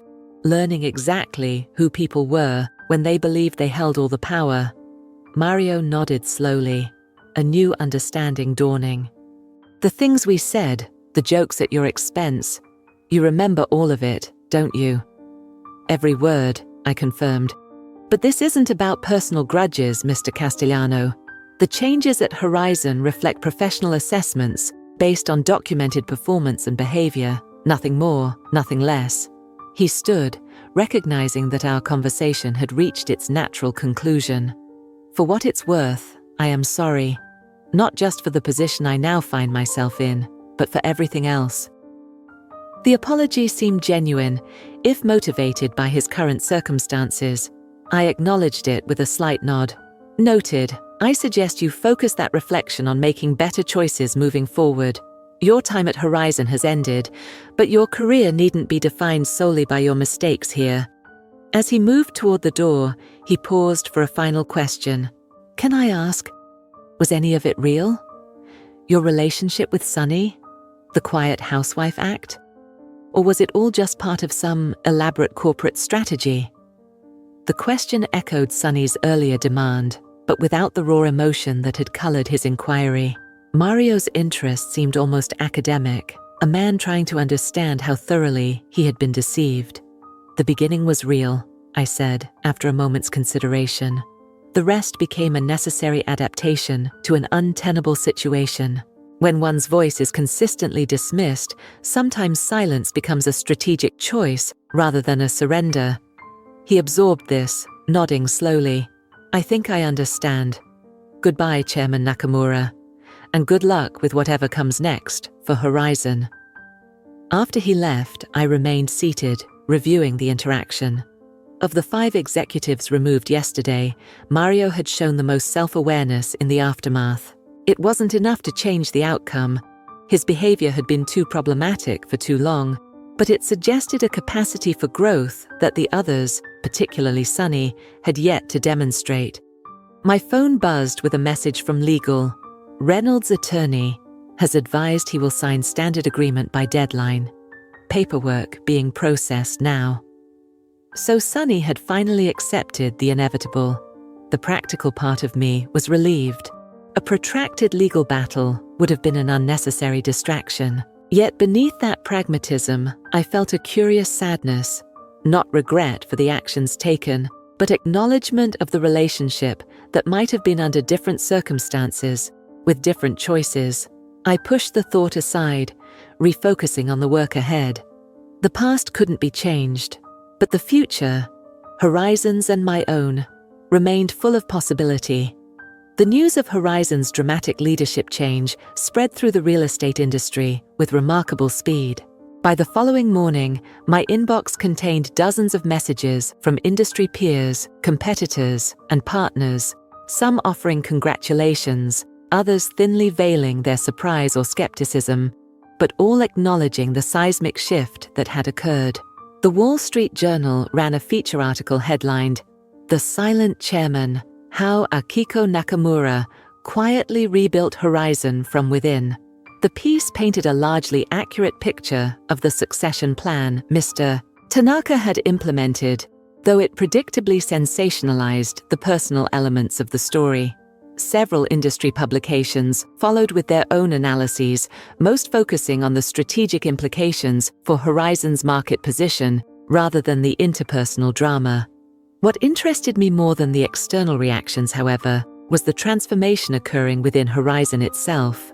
The initial shock had given way to a palpable shift in the company's atmosphere. a tentative optimism that emerged as employees began to understand that the changes went beyond a simple leadership transition. I observed this most clearly during my morning walk through the building, an activity I had instituted immediately after taking official control. Unlike Sonny and his circle, who rarely ventured beyond the executive floor, I made a point of visiting different departments each day, speaking directly with employees at all levels.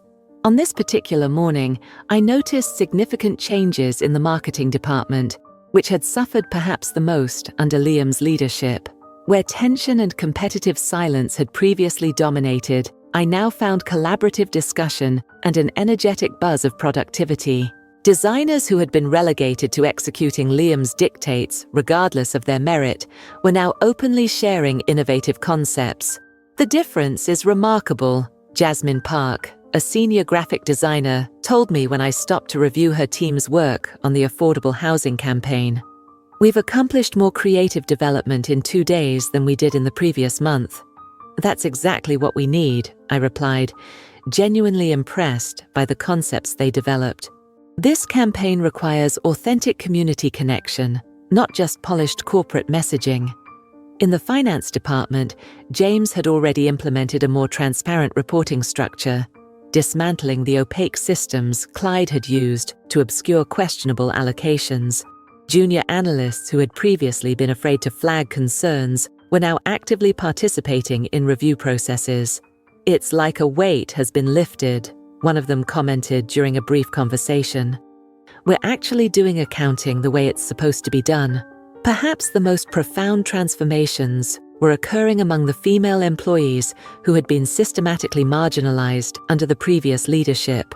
Women who had kept quiet, minimized their contributions, or adapted their communication styles to navigate the boys' club atmosphere were now speaking with new confidence in meetings and putting forward ideas that would have been dismissed weeks earlier. Naomi's promotion had sent a clear signal that competence rather than connections would determine advancement opportunities. 3 other women had already been moved into positions more reflective of their capabilities, creating a ripple effect of optimism among employees who had previously seen no path forward. The internal company messaging board, once dominated by obligatory responses to official announcements, now featured genuine engagement with new initiatives. The affordable housing project had sparked particular enthusiasm, with employees from various departments volunteering ideas and offering to participate in community outreach efforts. Not everyone embraced the changes, of course. A few executives who had aligned themselves with Sonny's inner circle, while avoiding direct complicity in their misconduct, maintained a cautious distance, their contributions minimal, and their expressions guarded during meetings. Several mid-level managers who had benefited from the previous system of favoritism were struggling to adapt to merit-based expectations. I made note of these holdouts, but didn't target them directly. Time would reveal whether they could adapt to Horizon's new direction or would eventually seek opportunities elsewhere. By late afternoon, I received perhaps the most meaningful indication that positive change was taking root. 3 former employees who had left the company due to the toxic environment under previous leadership had reached out to inquire about returning. Among them was Thomas Chen, a brilliant architect whose sustainable design innovations had been repeatedly blocked by Ben despite their clear market potential. "If the changes I'm hearing about are real," his message read, "I'd like to discuss bringing my team and our sustainable luxury concept back to Horizon." As I drafted a personal response inviting him to meet, I reflected on how quickly a culture could begin to transform when the right conditions were created. The company I had observed from the shadows for 5 years, talented but hampered by poor leadership and toxic dynamics, was starting to emerge as the organization Mr. Tanaka had always envisioned. The ripples were extending beyond Horizon's walls as well. 2 clients who had been considering moving their business to competitors had reconnected after hearing about our leadership change and new strategic direction. An industry association focused on sustainability had reached out about partnership opportunities.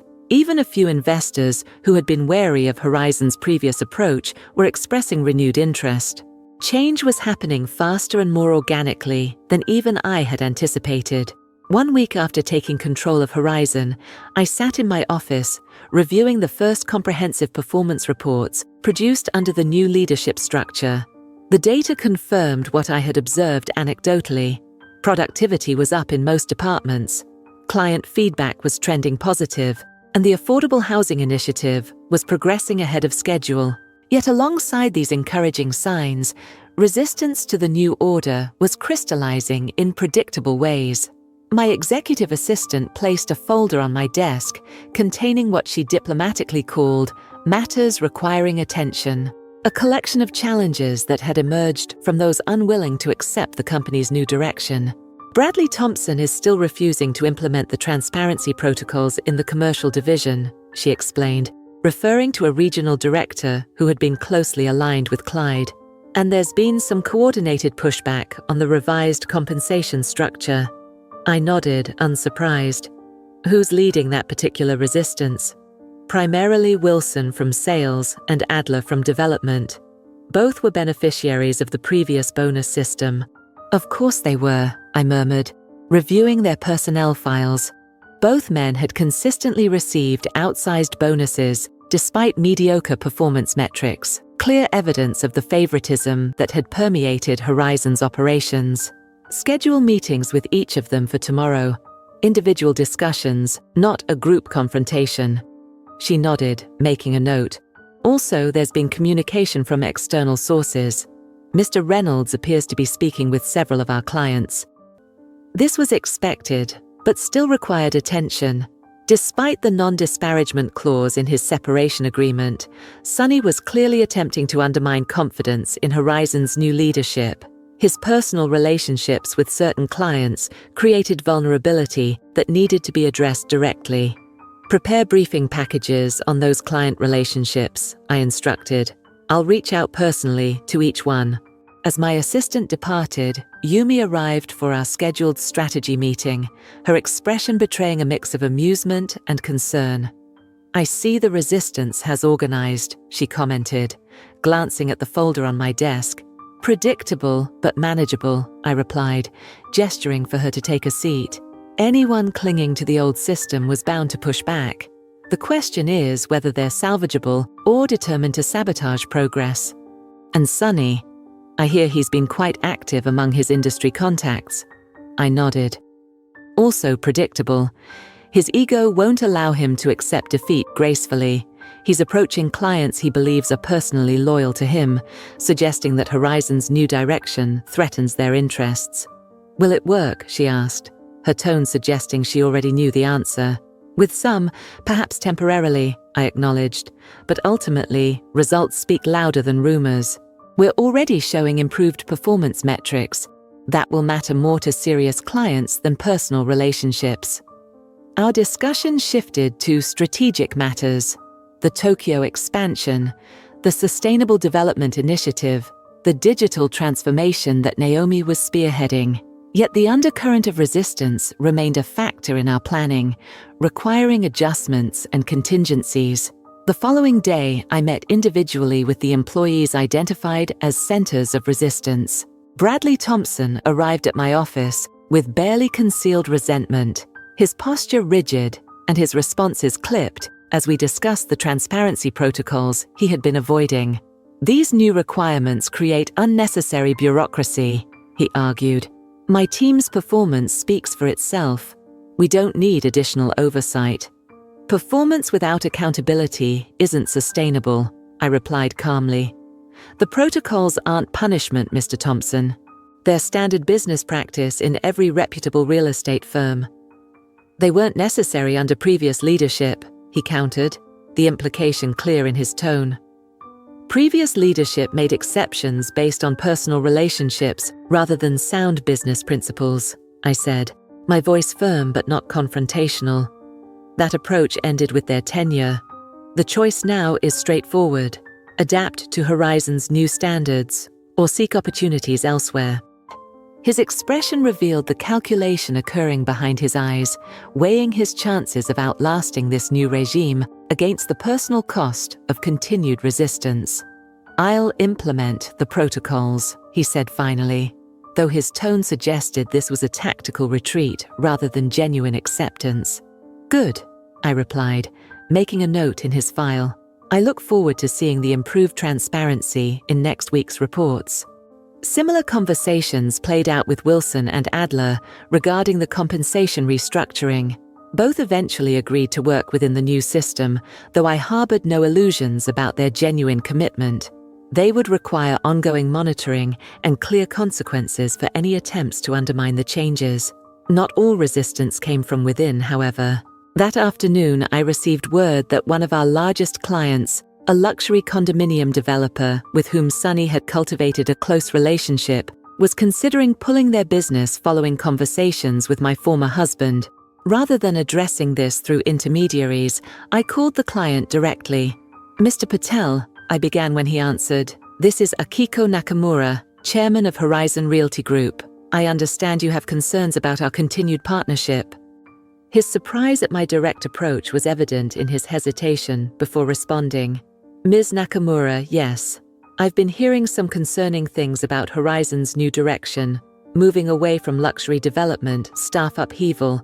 Sunny Reynolds has always handled our account personally." "I'm familiar with your portfolio," I replied. "In fact, I reviewed your Lakeside project just last week and have some thoughts on how we might increase its market position through sustainable luxury enhancements, a growing sector among high-net-worth buyers." The conversation that followed was substantive and specific, demonstrating my detailed knowledge of his projects and offering concrete value that transcended personal relationships.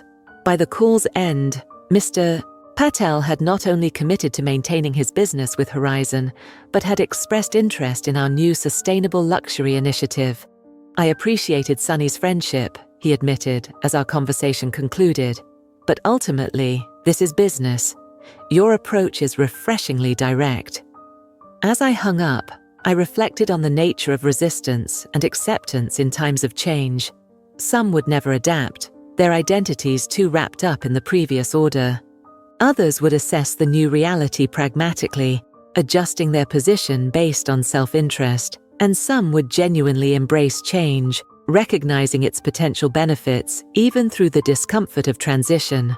Horizon was experiencing all three responses simultaneously, requiring different strategies for each.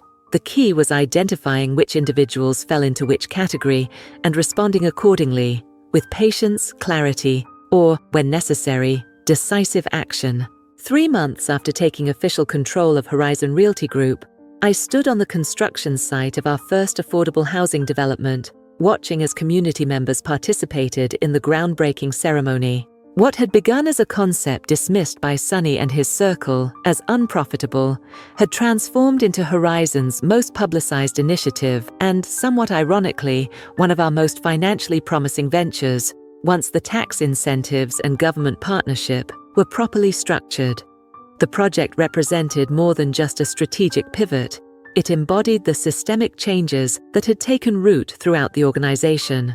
The development team included both experienced Horizon employees and new talent recruited specifically for their expertise in sustainable community building. The financing structure incorporated innovative approaches developed by James and his revitalized finance department.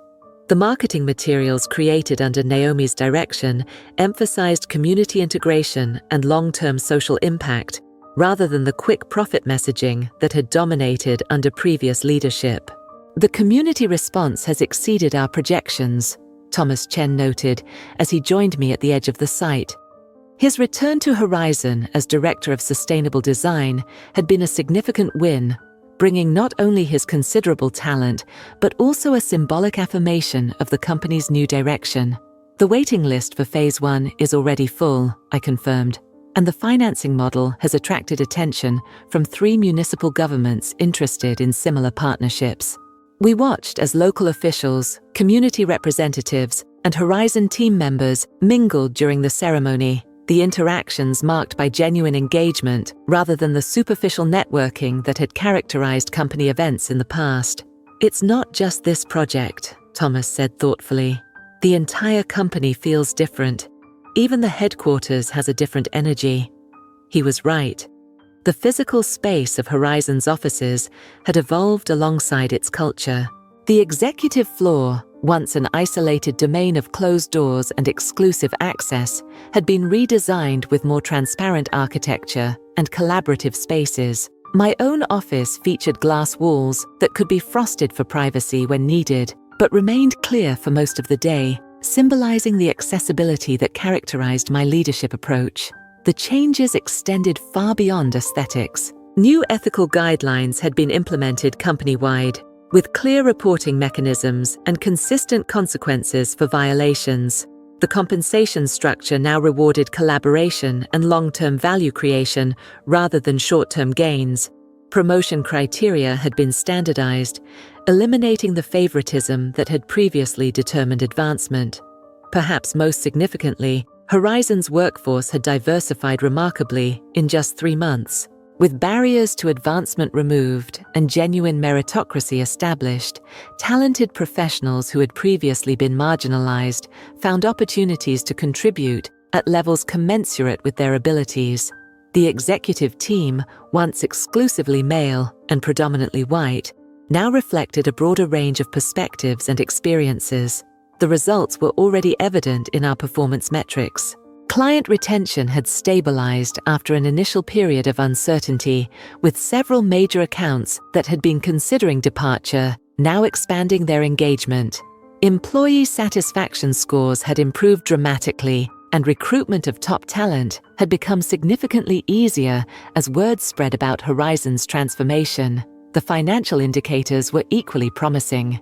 While the transition had initially created some market uncertainty, our stock had stabilized and begun to climb as investors recognized the substantive improvements in operations and strategic positioning. The first quarterly earnings report under my official leadership had exceeded analyst expectations, driven by more efficient operations and several innovative projects that had previously been suppressed under Sunny's risk-averse approach. As for the resistance that had emerged in the early weeks, it had largely resolved itself through natural selection. Bradley Thompson had ultimately resigned, unable to adapt to the transparency requirements and unwilling to acknowledge that his previous success had been built on favoritism rather than merit. Wilson and Adler had made similar exits after finding themselves unable to justify their positions when held to objective performance standards. A few others who had initially resisted had surprised me by embracing the new direction once they experienced its benefits. Jenkins from the legal department, once closely allied with Clyde, had become one of our most effective advocates for ethical compliance after discovering how much easier his job became when not constantly navigating questionable decisions from leadership. The external landscape had evolved as well. Sunny and his former colleagues had initially attempted to damage Horizon's reputation through industry connections, but their efforts gained little traction as our results spoke for themselves. Mario had taken a position with a smaller firm in another city, apparently applying some lessons from his experience at Horizon to rebuild his career on a more sustainable foundation. Clyde and Ben had largely disappeared from the industry radar, their reputations too damaged by the evidence that had emerged following their departures. Sunny himself had perhaps the most difficult adjustment. The divorce had been finalized without the dramatic court battle his initial posturing had threatened, reality eventually overcoming his desire for revenge. Industry sources reported he was attempting to establish his own boutique real estate consultancy, though without the backing of Horizon's resources and connections, his progress was limited. I maintained a professional distance from these developments, neither celebrating their struggles nor intervening to ease their transitions. The consequences they faced were not punishment, but the natural result of their own choices, a reality I had accepted for myself long ago, when I chose to play the long game rather than seeking immediate validation. As the groundbreaking ceremony concluded, I participated in the traditional photo opportunity with community leaders and project partners. The local newspaper reporter covering the event approached for a brief interview. Chairman Nakamura, this project represents quite a departure from Horizon's traditional focus, she observed. What inspired this new direction? I considered my response carefully, aware that my answer would become part of both Horizon's public narrative and my own professional legacy. Horizon has always been about creating value through real estate, I replied. What's evolved is our understanding of what constitutes true value. Sustainable development that serves communities while delivering strong returns for investors isn't a departure from our mission. It's a more complete fulfillment of it. As I returned to the office later that afternoon, I paused in the lobby to observe the newly installed art piece that had replaced the imposing corporate portrait of Sunny that once dominated the space. The new installation featured Mr. Tanaka's favorite Japanese proverb, rendered in both English and Japanese. Vision without action is a daydream. Action without vision is a nightmare. The systemic change at Horizon wasn't just about new policies or different leadership personalities. It represented a fundamental realignment of vision and action, a company rediscovering its purpose and restructuring its operations to fulfill that purpose authentically. Stepping into the elevator, I reflected on the personal journey that had paralleled the company's transformation, the roles I had played. The quiet wife, the hidden strategist, the patient observer had served their purpose, but they were parts of a past I had now transcended. The woman who stood in this elevator, heading to her office to lead a company she had rebuilt from within, was finally completely herself. A Keiko Nakamura not defined by relationship to others or by cultural expectations, but by her own vision, actions, and achievements. The elevator doors opened on the executive floor, where my team awaited with updates on the Tokyo expansion, the digital transformation initiative, and the sustainable luxury concept that Thomas was developing. The future stretched before us, full of possibilities that had been merely theoretical under the previous regime. This, I thought as I stepped forward to meet it, is what power looks like when it serves a purpose beyond itself. To all the women watching this story unfold, I want to share something important with you. Power isn't always about who speaks the loudest or who holds the official title. Sometimes true strength lies in strategic patience, in observing, learning, and preparing while others underestimate you. I spent years being dismissed, my ideas mocked, my intelligence questioned, simply because I appeared to fit someone else's limited perception of who I should be. But all that time I wasn't just enduring, I was building, planning, and growing stronger. Remember this: you don't need to diminish yourself to make others comfortable. Your intelligence is not a threat to be hidden. Your ambition is not something to apologize for. The path to reclaiming your power might not be direct. It might require difficult choices and moments of strategic silence, but never confuse temporary adaptation with permanent acceptance of limitations others place on you. Your worth isn't determined by those who fail to see it. And when you finally step into the fullness of who you are, without apology, without compromise, you'll find that true power was within you all along, waiting for the right moment to emerge. Be patient, be strategic, be unstoppable.